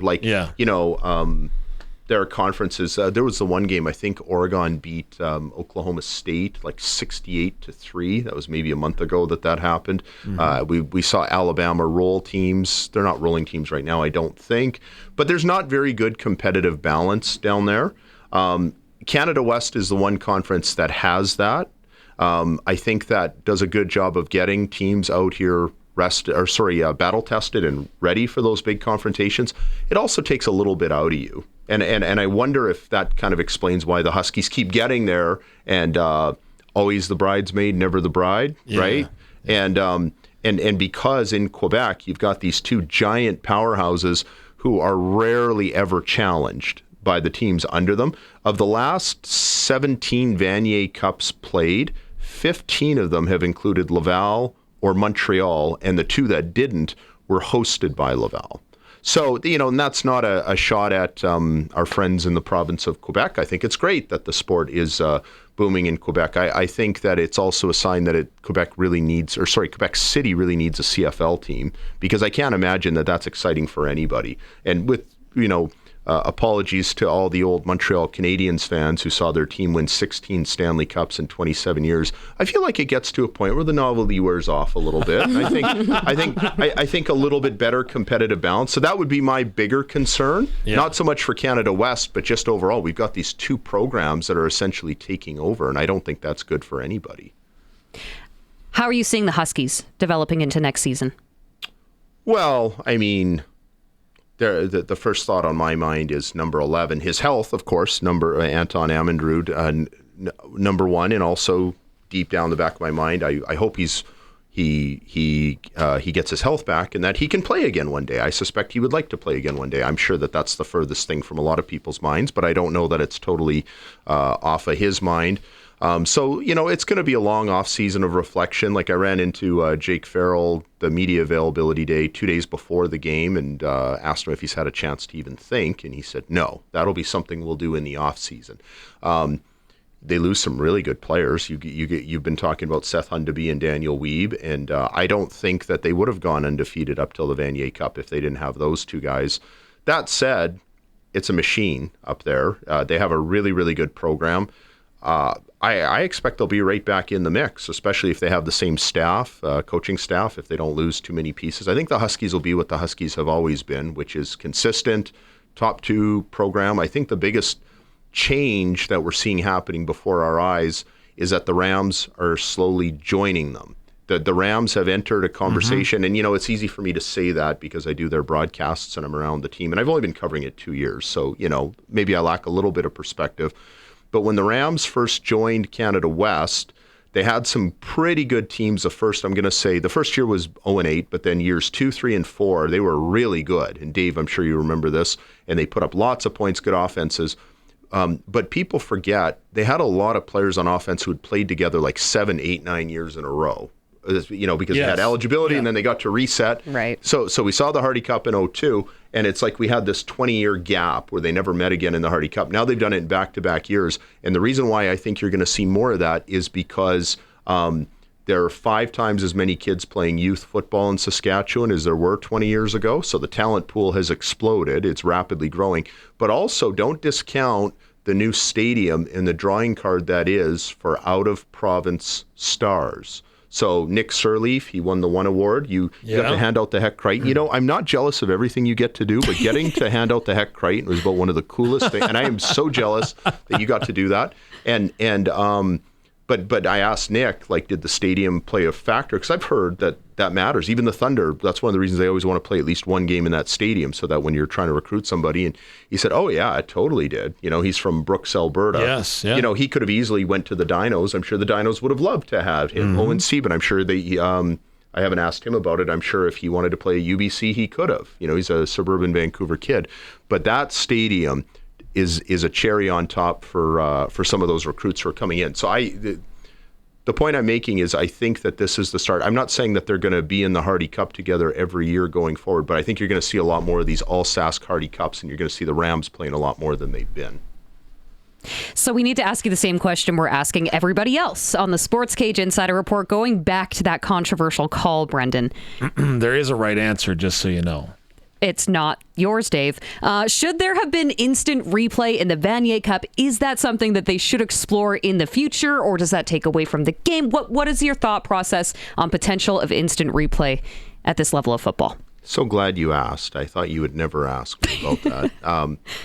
For the look, I hate instant replay as much as anybody. I think it slows it down. I think that the refs do a pretty good job 95% of the time. For the Vanier Cup, yeah, let's go all out and let's have a command center and let's do it. I think that the stakes are so high, and let's treat it like it truly is a big national event. That's one of the struggles that they're having right now, is how do we make this a bigger thing? And they don't seem to want to join up with the Grey Cup. But even if they did join up with the Grey Cup, then it would be even easier, right? You could get the same people to staff it Friday that are going to staff it Sunday. So yes, I think for a game of that magnitude, you need to have a command center, and I believe they would have got it right on that particular play. 2 against 1, Dave. That just hurts. Well, we could keep going for a long time on this. Dave doesn't like change. Dave still has Dave still has a landline that he uses. Let's not even get into the CFL rule changes in 2027, because that's just going to dive us down into a rabbit hole. Yeah. Let's start with the command center. We'll go from there. I'm good with that. Is that fair? No, not at the Vanier Cup.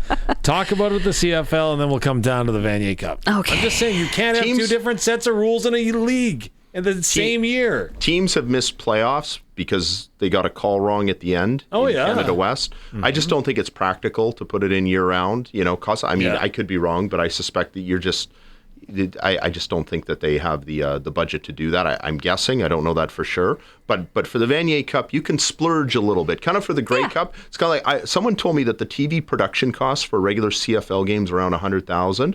For a Grey Cup, it's between $500,000 and $1 million, which makes sense because you got all the different camera angles. Yeah. Same thing with the Vanier Cup. Let's splurge and let's have a couple old gray hairs sitting up in the booth looking at replay angles. See, Brendan McGuire, he knows what's up. There you go. Smart man. Thank you very much for joining us, by the way, Brendan. Thanks for having me. Of course, voice of your University of Regina Rams. Looking forward to having you back on the airwaves once football season gets back underway. Of course, we do need to take a sports break. Why commercial not? break. Commercial break, too. Wow, no sports ticker. We should go to review on that one.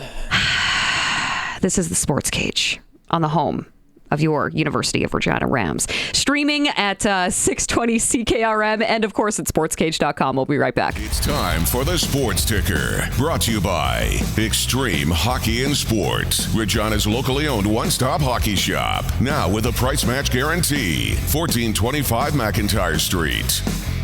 7 games on the NHL schedule for tonight. The lone Canadian team being the Ottawa Senators taking on the Los Angeles Kings in LA. NFL Week 12 wraps up tonight with the Panthers traveling to San Francisco to take on the 49ers. Canadian Olympic curling trials. You got a couple of undefeated teams still, including Dunstone's rink, Goose Shoes rink, and Carrie Anerson. I said that right, didn't I, Dave? You nailed it. And look out, Goose Shoe and Dunstone are playing each other right now. We'll keep you updated on that with the Sports Ticker throughout our final hour of the show. That is the Ticker brought to you by Extreme Hockey and Sport. Well, thank you for joining us on the Monday edition of the Sports Cage. I'm your host, Teagan Witko, joined alongside voice of your Saskatchewan Roughriders, Mr. Dave Thomas is to my left, and over there to my right, we got the guy keeping us in check, Mr. Curtis Gammon. You can watch the stream at sportscage.com, our YouTube channel as well. And you can always join the conversation by texting us or calling the Prairie Land Rentals text line at 306-936-6262. But we do have to hit that Western Pizza guest hotline here in just a sec. Let's go, Curtis. It's time for Double Talk with Saskatchewan Roughrider legend Darian Durant. Double Talk is brought to you by Campbell Safety Consulting. At Campbell Safety Consulting, we work towards helping companies create a competitive edge by executing a proactive health and safety program. And there he is, Darian Durant, joining us, of course, on the Monday edition of the Sports Cage. Thanks for being here. So much to unpack. Of course, we just had the Vanier Cup here in Regina, Darian, but maybe we want to start with a little NFL chat. Shedeur Sanders, kind of a storyline that stuck out to me this weekend. Do you have a chance to see him in his first NFL career start? Yeah, I did. I mean, with all the hype, I had to make sure I tuned in as well. The world was looking forward to it, and I'm not going to say that he didn't disappoint because he didn't have the best game ever, but he was solid, so you can appreciate that. Yeah, and it looks like he's going to be getting his second career start this upcoming weekend. So any concerns there or anything that stuck out to you about his game? Well, I'll start with the opponent, right? It was the Raiders. So, I wouldn't put too much stock in his performance this game. He only completed a little bit over 50% of his passes. He had one interception, which he was fooled with the defensive end dropping out in coverage. And, sometimes that coverage can get a 12-year vet. So, I won't hold that over his head. But all in all, it was the Raiders. It was the Raiders, a very weak opponent in today's standards. And looking forward to see what he can do moving forward against some better competition. I know Dave wants to ask the question about the Cowboys because you guys are both fans of the Stars, so I know you got to talk to him about it. We tried everything to give that away, didn't we? I couldn't figure it out. Like, what did you... When you're analyzing Dak Prescott, you've got more insight and you can understand what he's seeing more than anyone. And to me, the interception, for example, he threw in the end zone, there's two defenders right there undercutting the route, which is the only spot they had to go. Where do you see Dak Prescott right now as far as his quarterbacking and what happened in that game against Philly? Well, overall, I just see him being elite. I mean, he's shown throughout his career that he's capable of being top 3, top 5 quarterback in the NFL. But, he's just always fallen short in that important playoff game. He just can't seem to get over the hump when it matters the most. But regular season-wise, he's always been great for the most part. And then yesterday, I just think he's caught in a tough place. You have 2 elite receivers in George Pickens and CeeDee Lamb. And when CeeDee Lamb gets a couple drops, he gets a little antsy. You want to force him the ball. And speaking on that interception, you could just see he's forcing the ball to a guy that's double covered. So it's tough when you have 2 elite guys like this. I mean, the beauty of the CFL, you have five receivers on the field. You can throw it all around.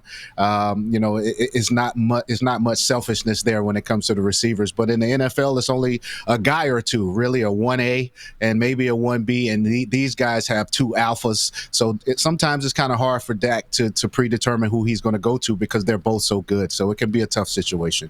So did that ever happen to you? You look at some of the great receivers you had around you through your career. Can you just lock on one trying to make them successful, if that makes any sense at all? Definitely. I mean, that's how you get into trouble. Not going through your reads, predetermining who you're going to go to with the ball, and figuring out that, here's my best receiver. I want to go ahead and get him the ball, or this guy hasn't had any touches yet. Let me make sure I get it to him so he can get some touches and get into the flow of the game.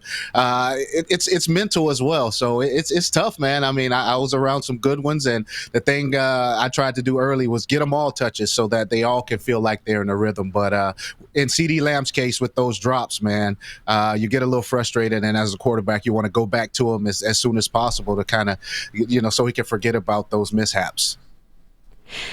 So we do need to talk about, I'm a sucker for punishment here, Darian, and I am a Bengals fan. You know that.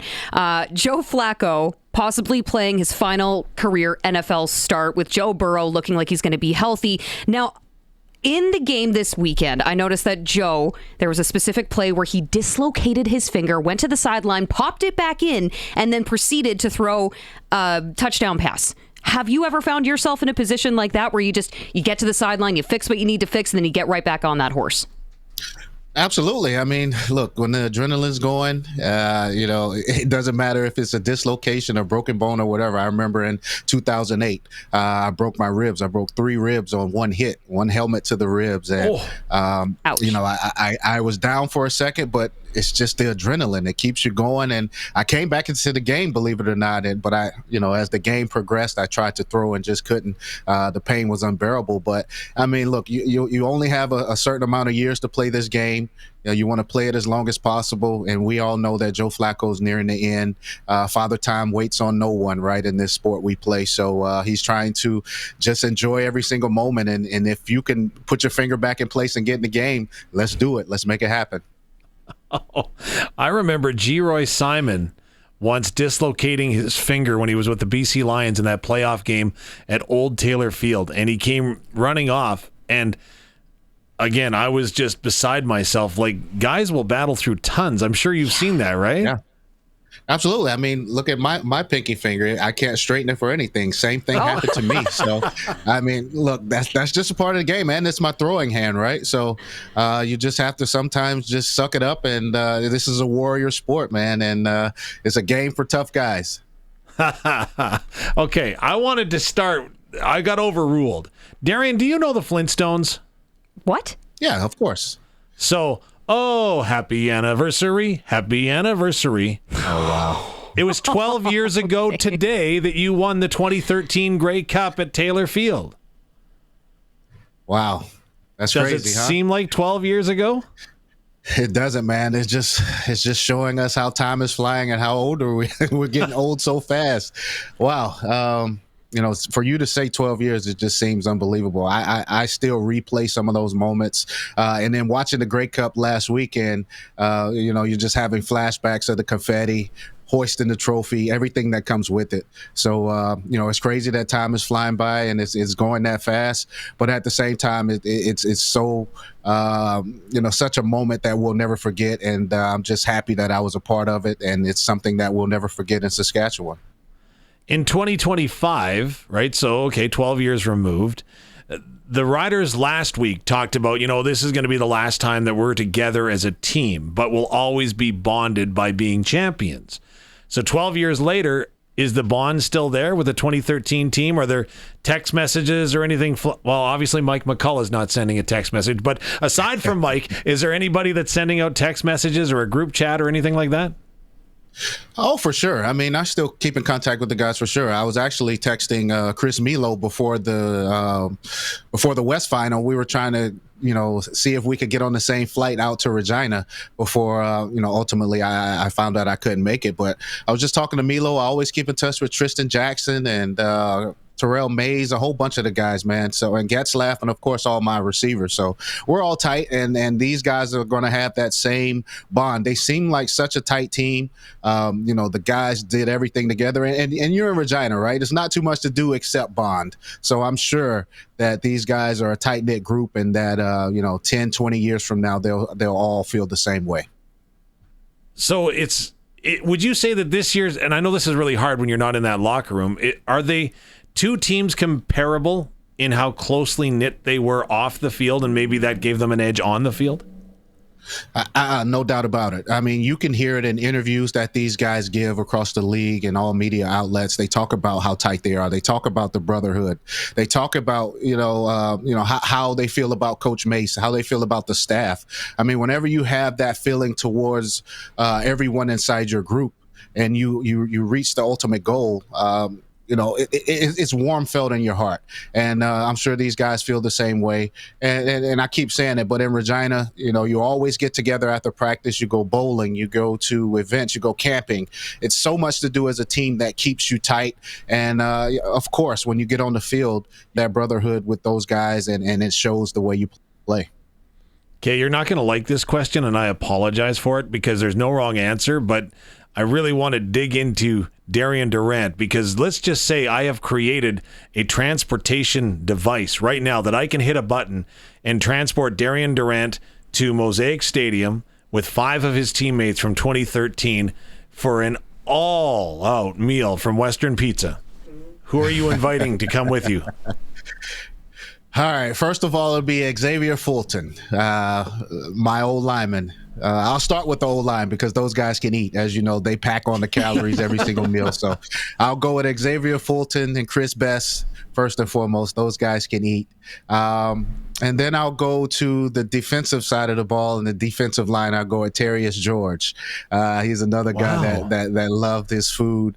And it's hard to go to the skill guys because those guys, they're so in such good shape, man. They really didn't like to deviate from their eating program. So I would have to go with the old linemen. They could have pizza 3-4 times a week and be okay. But as far as skill position, we couldn't do that.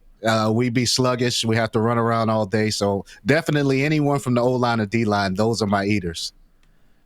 Is there any part of 2013 that you would want to have back at all to relive just because maybe you didn't experience it as much as you could have? You know what? I think it's some of the off the field stuff. I think that, when you're in the heat of the moment and you're getting caught up in studying, game prep, families, different things like that, you kind of, we spend a lot of time together off the field, but you wish you did it more, right? You wish you could have that time back because it all happens so fast. And then after the season, guys go home to their families. And then like we all know, it's not going to be the same roster. Salary cap reasons. Some guys may retire because of age. Some guys may get a shot in the NFL. You just never know. So the team is never going to be the same. So you definitely want to cherish all those moments and make sure you don't forget about all of the off the field activities, the time when you get to know these men as people, as brothers. And that's what you grow to love. Everyone, only sees what we put in on the field, but the bond and, the getting to know each other off of the field, spending time with each other's families, different things like that. That's what I wish I could go back to. Do your wife and kids know the significance of November the 24th? My kids don't so much. My wife does. She understands, she's from Toronto. So, I wouldn't say she's an Argo fan, but she definitely understands how this league works and how it goes. So, maybe one day my kids, they see the pictures around the house. They see the jerseys. They have jersey day at school. I put my jerseys on them and let them go. So they don't understand the significance yet. They haven't had a chance to go to Regina yet. So I think once they get a little bit older and they're able to understand the significance of that moment, then it'll be a lot more special to them. Imagine going to school in a game-worn Darian Durant jersey and not even realize how cool that is. I'm a little bit jealous. I mean, we're in Florida. We're in Florida, right? So these kids, they have, your Tyreek Hill, your Tua Tagovailoa jerseys, the Miami Heat. There's so many professional teams down here. So, the crossing guard, as we were walking across the street, he's like, who is that guy? What jersey is that? So I had to explain it to him. But, it's neat being able to put on your jersey for your kids and them being able to enjoy that day, with their daddy on their back. That's so cool. Darian, here in Regina, things have sort of settled now that we've been through, garbage bag day. We had the parade, the big victory, and now everybody is sort of dispersing and going on their own separate ways. Now, there are over 40 pending free agents on the Saskatchewan Roughrider roster. You said it earlier, the roster's not going to be the same next year. If you were to put yourself in the shoes of Jeremy O'Day, who would be some of those guys that you would really, really want to ensure that you can lock in for next season?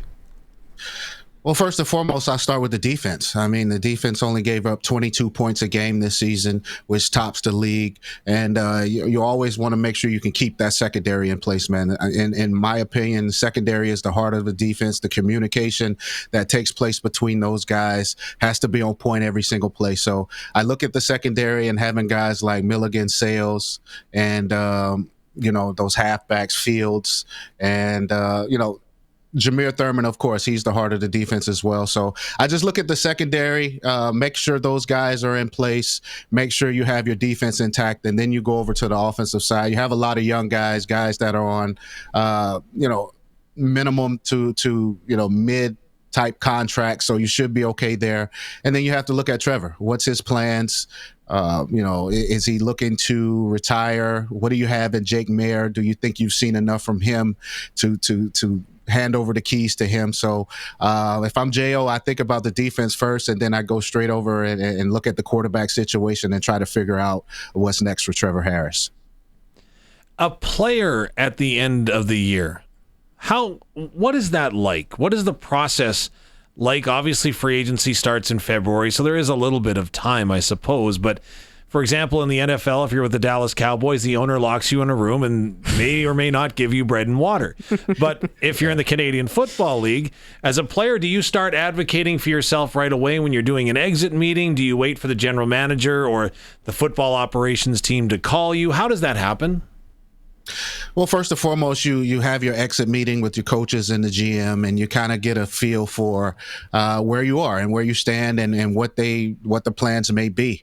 Some guys know their status; they know they're coming back for sure. But then other guys who may have made their first CFL All-Star team or feel like they deserve a little bit more money, you're going to be talking with your agent and seeing if there's a possibility of going out there to another team. I think agents work year-round. They're in contacts with GMs across the league, so they have a pretty good idea of their guys' worth and what other teams are interested. But the only problem is teams can't speak to these players till after the deadline period. So, you go into these final meetings and you just kind of get an idea from J.O. and the coaches of where you stand. If you're a backup, what's the plans for the guy in front of you? So it's a lengthy process, and but at the same time, it's good as a GM if you have to deal with this after a championship, because you know exactly what it takes to get to that level. But you also have to prepare for these other teams to be better, right? You have to look at Winnipeg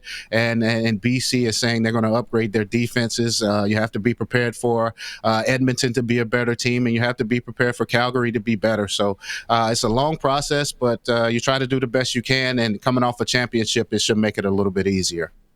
How much of the process is selfish, right? This is the way that you put food on the table for your family, and you need to do that. But also, I'm guessing there's a loyalty as well to the organization that has to factor in too, I would guess.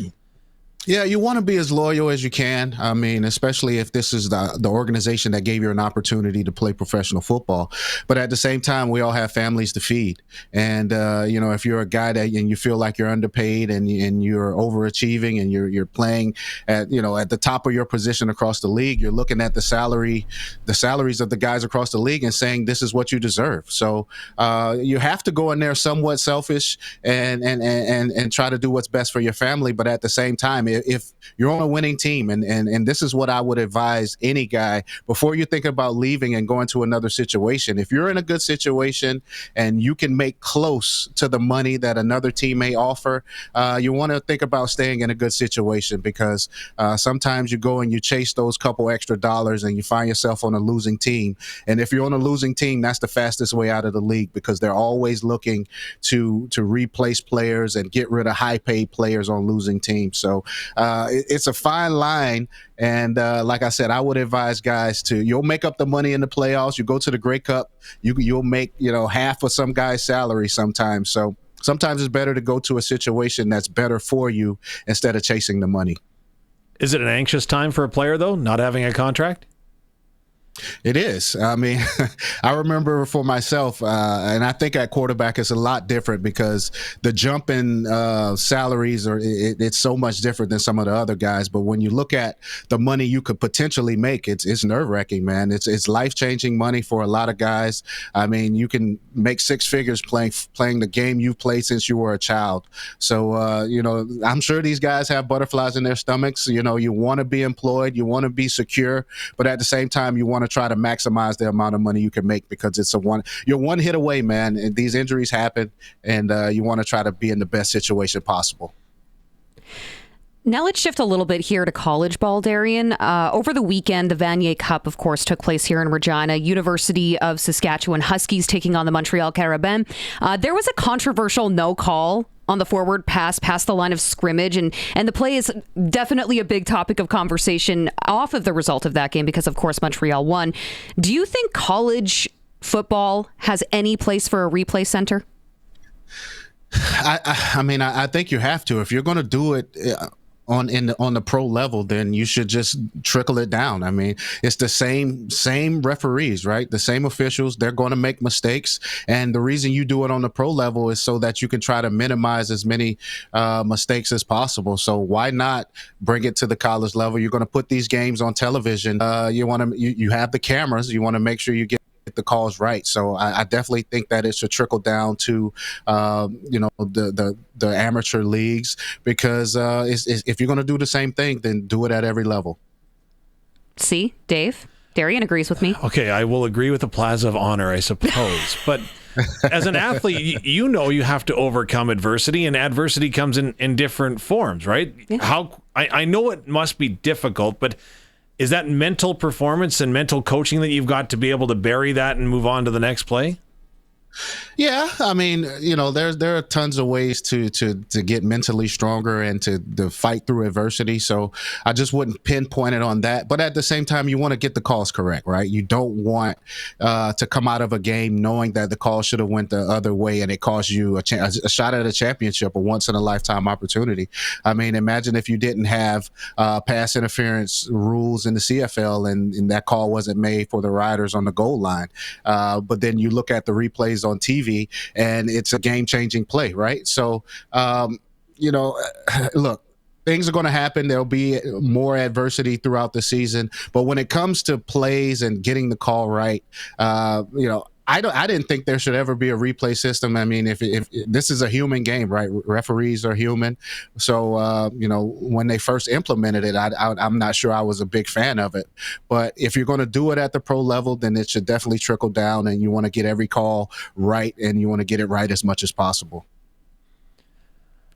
I was told that by a coach once, and it always has resonated with me. The statement was that sometimes life is going to smack you in the face. And for the Saskatchewan Huskies and their quarterback, it really smacked them in the face in Anton Amandrud with his difficult diagnosis of lymphoma, diagnosed partway through the season and came to light just going in. I just can't imagine the adversity for the young man and the team that they had to overcome. Yeah, I just, like you said, I couldn't imagine just getting such devastating news. I mean, I'm sure when you hear the cancer word, your mind automatically goes to the worst of thoughts. So I just couldn't imagine being in that position. And just big ups to Scott Fleury and just, having a coach like that who's been through pretty much every single part of adversity you could ever, holding that team together, making sure they're ready to go each and every week and playing for Anton. I mean, each and every week, they were ready to go. Scott had those guys ready to go, and I'm happy they made it as they did. Just the resilience that they showed to make it this far with the backup quarterback. You could see the team playing for him each and every week, and thoughts and prayers out to him and his family. I hope everything works out for the best, but definitely has to be a devastating mindset you have. Well said, Darian. Before we let you go here, I got to get your pick for tonight. Panthers, 49ers, who's taking it? I mean, the Panthers have looked so much better this year, and they're my hometown team, but I have to go against them tonight. I think, San Francisco's the better team, and Kyle Shanahan is an offensive genius, in my opinion, and, the Niners have been rolling, so I have to go with the 49ers over the Panthers tonight. Okay, I like it. There's your pick. Dave, do you disagree? You know what? I went 15-0 in our pool last week, and it was awesome. Oh, wow. Yeah. That's amazing. That is skill. No. Yeah. That shows that my coin was right on point with heads and tails, because this week it is nowhere near that mark, I'll tell you. No, man. Yeah. That's how it goes, man. It's the life of a gambler. Doubles, appreciate your time as always. Thanks so much for doing this. Absolutely. Thanks, guys. All right, cheers. We'll talk to you next week. Sounds good. Of course, that was the one, the only Darian Durant joining us here on the Sports Cage. And still to come, you know what? We actually got to talk. Maybe we'll do our sprinkle of the day on some NFL action. I don't know. Okay. Maybe we'll shift over to some hockey. I don't know. I haven't made up my mind yet, but we do still have your sprinkle of the day straight ahead. And we are also going to have some Pats chat. I do understand that Dante DeCaria might be standing by from the U.S. division as they're in America right now on this U.S. road swing because Agribition's in town, right? That's right. So, yeah, a little bit of a venture for them down south, but we'll chat with him in just a bit here. In the meantime, let's take a break. This is the Sports Cage on the home of local sports on 620 CKRM and streaming at sportscage.com. All right, let's take a look at your sports ticker. Just 1 second here. There we go. Okay, 7 games on the slate in the NHL tonight, and the lone Canadian team will be the Ottawa Senators taking on the Los Angeles Kings. 8 o'clock puck drop. Let me see here. The Senators continue to climb in the Atlantic Division. Now, NFL Week 12, you just heard us talking with Darian Durant about this. Of course, Carolina Panthers taking on San Francisco. They are in San Francisco for a showdown against the 49ers. Canadian Olympic curling trials, Dunstone Gushu rinks undefeated. Same goes with Carrie Anerson, and they are undefeated. Of course, do we have any up-to-date scores here, Dave? I can tell you Carrie Anderson won this afternoon over Caitlin Laws 6-4, so that means she remains undefeated. Rachel Holman, she is the only one-loss team on the women's side. They won this afternoon 12-5. On the ice now, Kevin Cooey taking on Mike McEwen. That's going to be a dandy, as will Matt Dunstone and Brad Gushu, the 2 unbeaten teams on the men's side, are playing one another, and they're just about done the first end. Okay, so we'll keep an eye on that for you throughout the last hour here of the Sports Cage. That was your sports ticker, of course, brought to you by Steelcraft Doors. We'll take a quick pause and be back with Pat's Chat and Dante DeCaria momentarily. Time now for Sports Cage Pat Chat, powered by Selby Mainline Motors. The name you trust. Mainline Motors is now only 30 minutes from Regina. Amazing deals and award-winning service is now at your doorstep. SelbyMainline.ca. Sorry, we're playing paper basketball here in the studio, apparently. It's a sports show. We got to be able to have a little bit of fun, no? That was a 4-point shot I just connected on. It was so far away, just so you know. That was a 4-pointer. Here in the studio, I'm Teagan Witko, your Monday host of the Sports Cage with Dave Thomas, and now joining us for Pat's Chat, Dante DeCaria. Hi, Dante. Hello, guys. How are you? Lovely. You're joining us from the U.S. Division Road Swing. So where are you calling from right now? Oh, if you're watching the stream, you can see where he is. Yeah, you can see right here. The guys are loading the bus. We're here in Kent, Washington. Played the Seattle Thunderbirds on Saturday. Had a nice day off yesterday. We'll be driving to Everett tomorrow. So the boys just finished practice. Now they're loading the bus and getting ready. Man, it looks nice and sunny where you are here. The sun is already set. It's dark. We're going to be getting snow at some point. Sunny. It's been raining for 3 days, guys. We're on the West Coast. This is cloudy. Well, the video chat, I guess, looks can be deceiving here. But you are on this U.S. Division road trip right now with the club, obviously. Haven't seen a lot of success so far early on, but what have you noticed from these tough American teams? Well, the thing that I've noticed about them, Teagan, is that they are tough. I mean, you look at that game on Saturday against Seattle. I mean, they had players skating by the Regina Pats bench, challenging the whole team to a fight. I mean, like, it's something. They play tough. They play mean. They're defense-first teams. You know, you talk about 3 teams that are very good in tight games, and they showed that in the first 3 games of this road trip. But the Seattle crowd, just incredible. Like, they were playing the Experience Regina song. They were booing the Pats. They were booing the referees. The crazy thing about the U.S. fans, though, is I don't think they really truly understand the rules. So anytime there's an offside, they boo the refs. Anytime there's an icing, they boo the refs as well. It's kind of funny. Oh, that's hilarious. The difference in venues. Hey, Dave? Oh, I've had the fortune of being around those venues. And how is a young player, which the Regina Pats are, right? A young hockey team. How do you prepare a young 16, 17-year-old for what they're about to go into? Yeah, it's a great question. I'm happy you bring that up because in my pregame show that I did on Saturday before that game against Seattle, I brought up that Seattle was the heaviest team in the WHL by average weight, and they were also the tallest team in the Western Hockey League. Their average height is 6'3". Meanwhile, the Regina Pats are the 4th lightest team in the WHL and the 4th smallest team. They're a team that's based off speed and skill. Now, I'm not saying that Seattle doesn't have a ton of speed and skill, and same with Tri-City, etc. But for a young player, it's obviously getting used to the loud crowd, a crowd that can be a little, out there.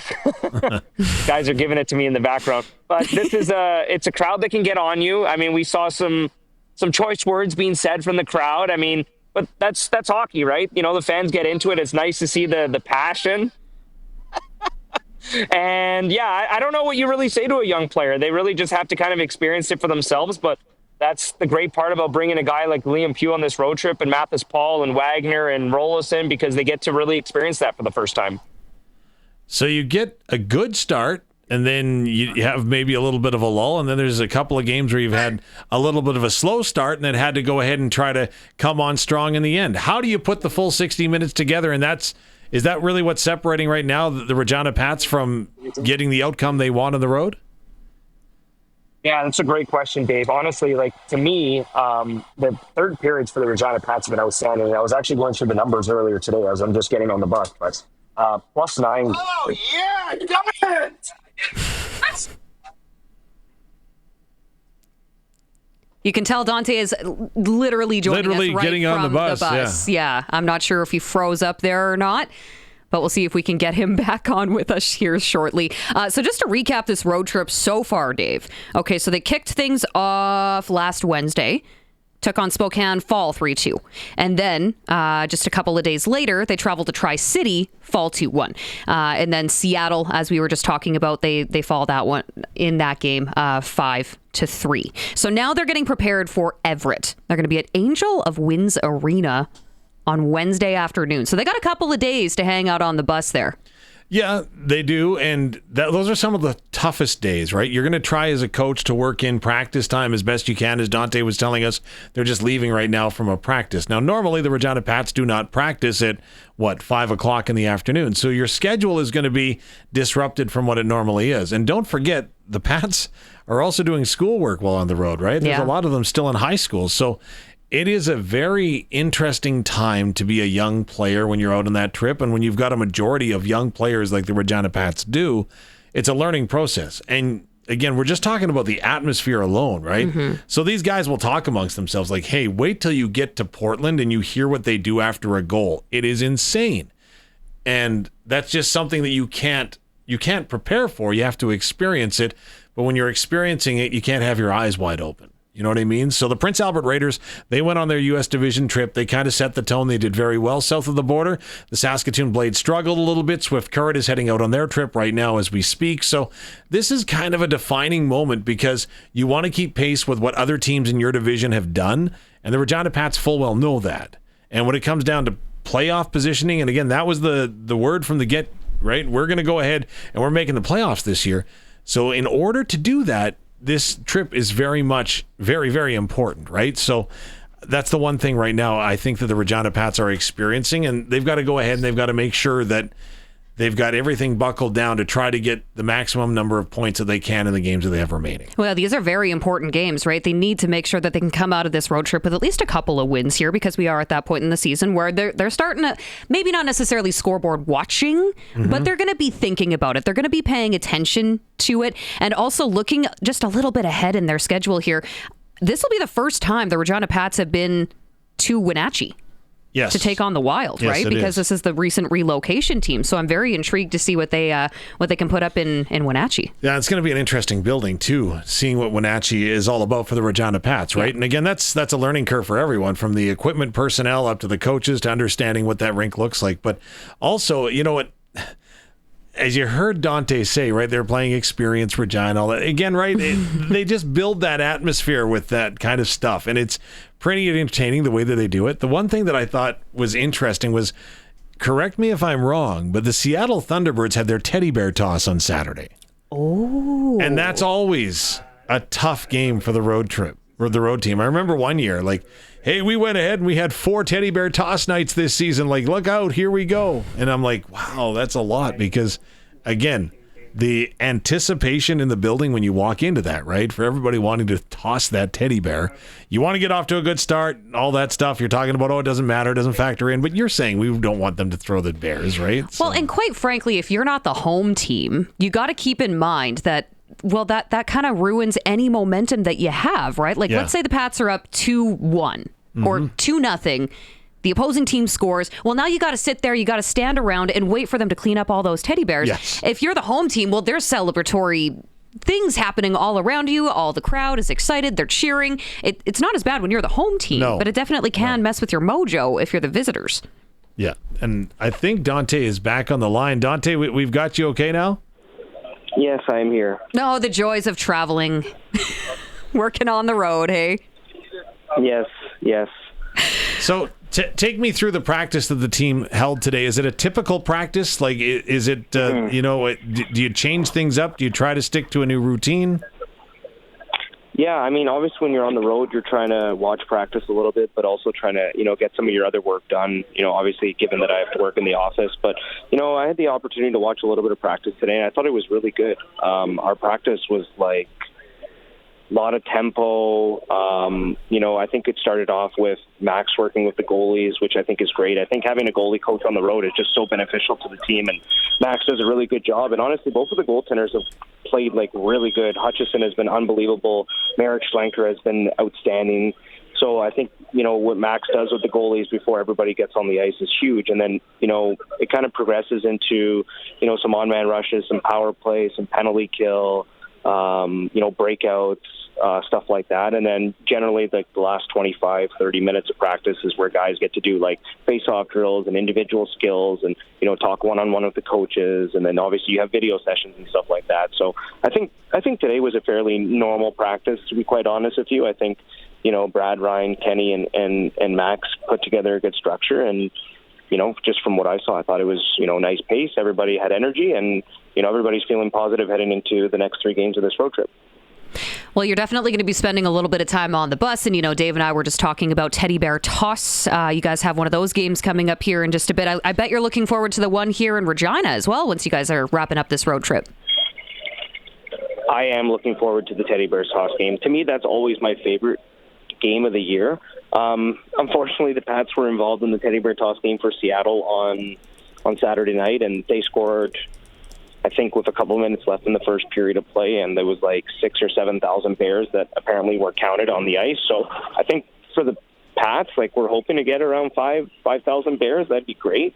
I think it's always a fun game. It really kind of lets people know that the holidays are around the corner and Christmas is right here. And hopefully, actually, if you look at the Pats' record, I don't have it off the top of my head, but I think they've won 4 of the last 5 Teddy Bear Toss games. So they're generally pretty successful in those Teddy Bear Toss games, yeah. All right, so they're going to be hunting for that W December 13th.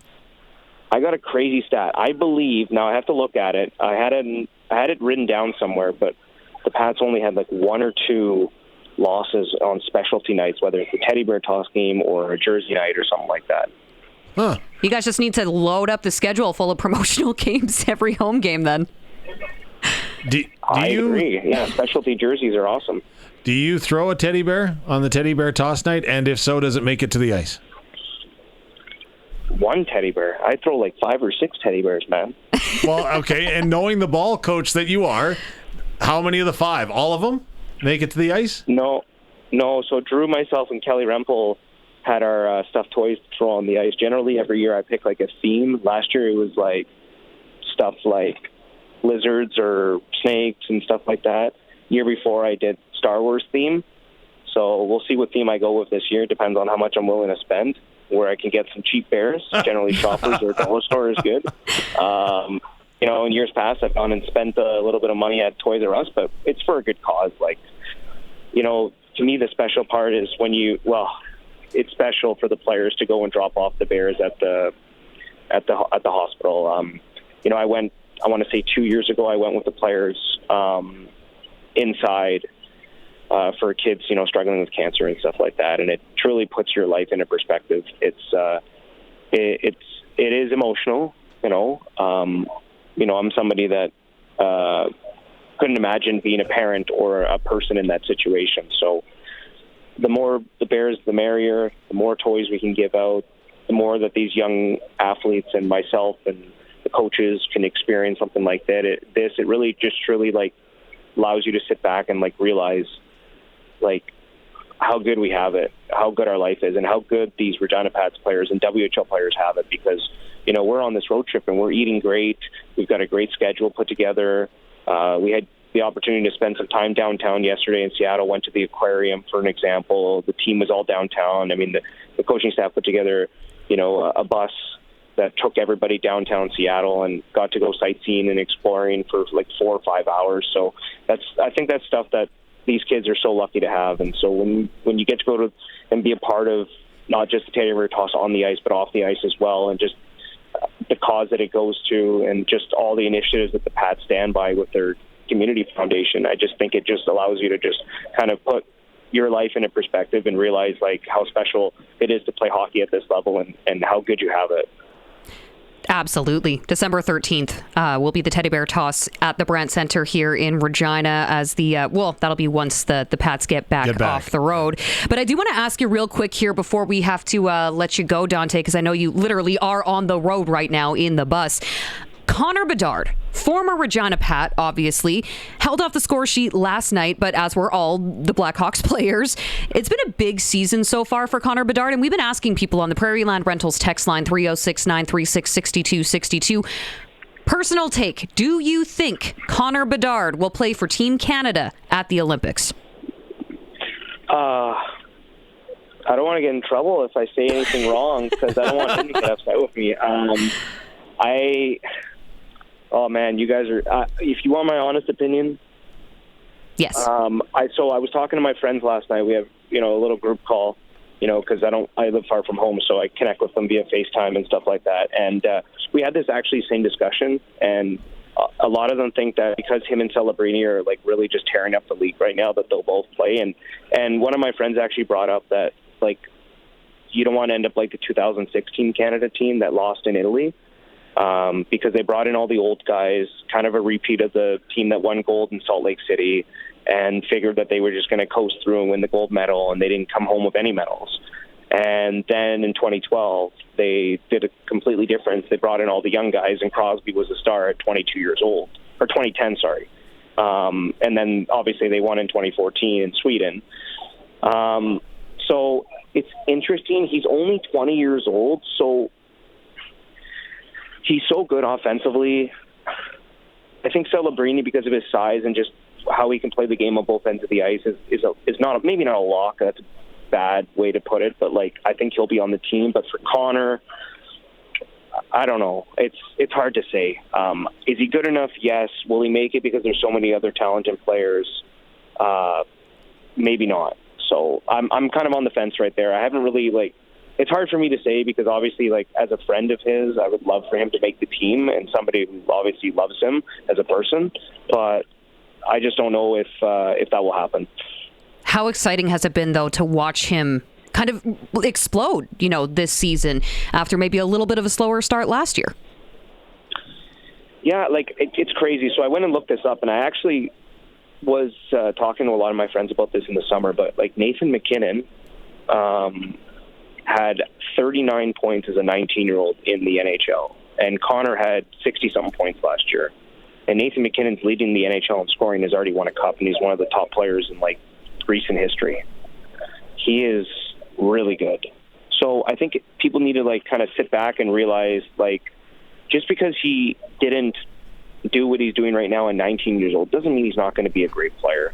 He had a pretty good season at 18. Obviously had to deal with that face injury, which was tough, the jaw injury. Came back as a 19-year-old. I'm sure he had a ton of expectations on himself as a sophomore, but really has exploded as a third-year player. It's hard to play in the NHL as a teenager. Not many guys can do it. I think everybody expecting that he was going to come in and do it like Crosby did is a lot to ask of him. And there's been a lot of players that you look around the NHL that are the elite of the elite that didn't really take off until 21, 22, 23 years old. So it takes time. It takes time. You're not going to be the top player right off the bat. So, to answer your guest question, Teagan, I don't really think it was a down year for Connor last year, maybe to his standards, but I think people need to sit back and understand, he's still only 20 years old. So to see him doing what he's doing at 20 is very impressive, but it's a long season. So I'm sure he'll keep it up over the course of the year, but I think the main focus for them and that team is obviously to make the playoffs. Yeah, absolutely. And like you said, Dante, it is a long season indeed, but man, are the Avs for real? I'm looking at the NHL lately. 9 straight wins for the Colorado Avalanche. I know that you've been watching NHL. What's your take on that team? It's been a run. They're a really good team. The trade that they made last year, I figured when they moved Rantanen last year that they wouldn't necessarily be able to do what they're doing right now, but they have, which is unbelievable. Yeah. I don't know how to really describe it. They're a really good team, and to come in and do what they've done this year after losing a few pieces over the last couple of years is just outstanding. But that's just McKinnon, McCarr, Neckus, and all those guys on that team. They're that good, right? Mm-hmm. Well, some might say that they're peaking too early. I know I've heard that a couple of times. Like the Jets last year. Well, you know how the internet trolls come out in droves once you have a team that's successful in the NHL, what about right? The Jets? Absolutely, Yeah? the Jets. What about Yeah. my Jets? Yeah, absolutely. Only Canadian team in a playoff spot right now, Dante. That's not good. Honestly, the Leafs are in trouble right now. I think the Jets are obviously probably the best Canadian team out there. Not sure about Calgary, Vancouver, yikes. Hey, you know what? The Nordiques and Whalers played a game this season, so anything can happen in the NHL.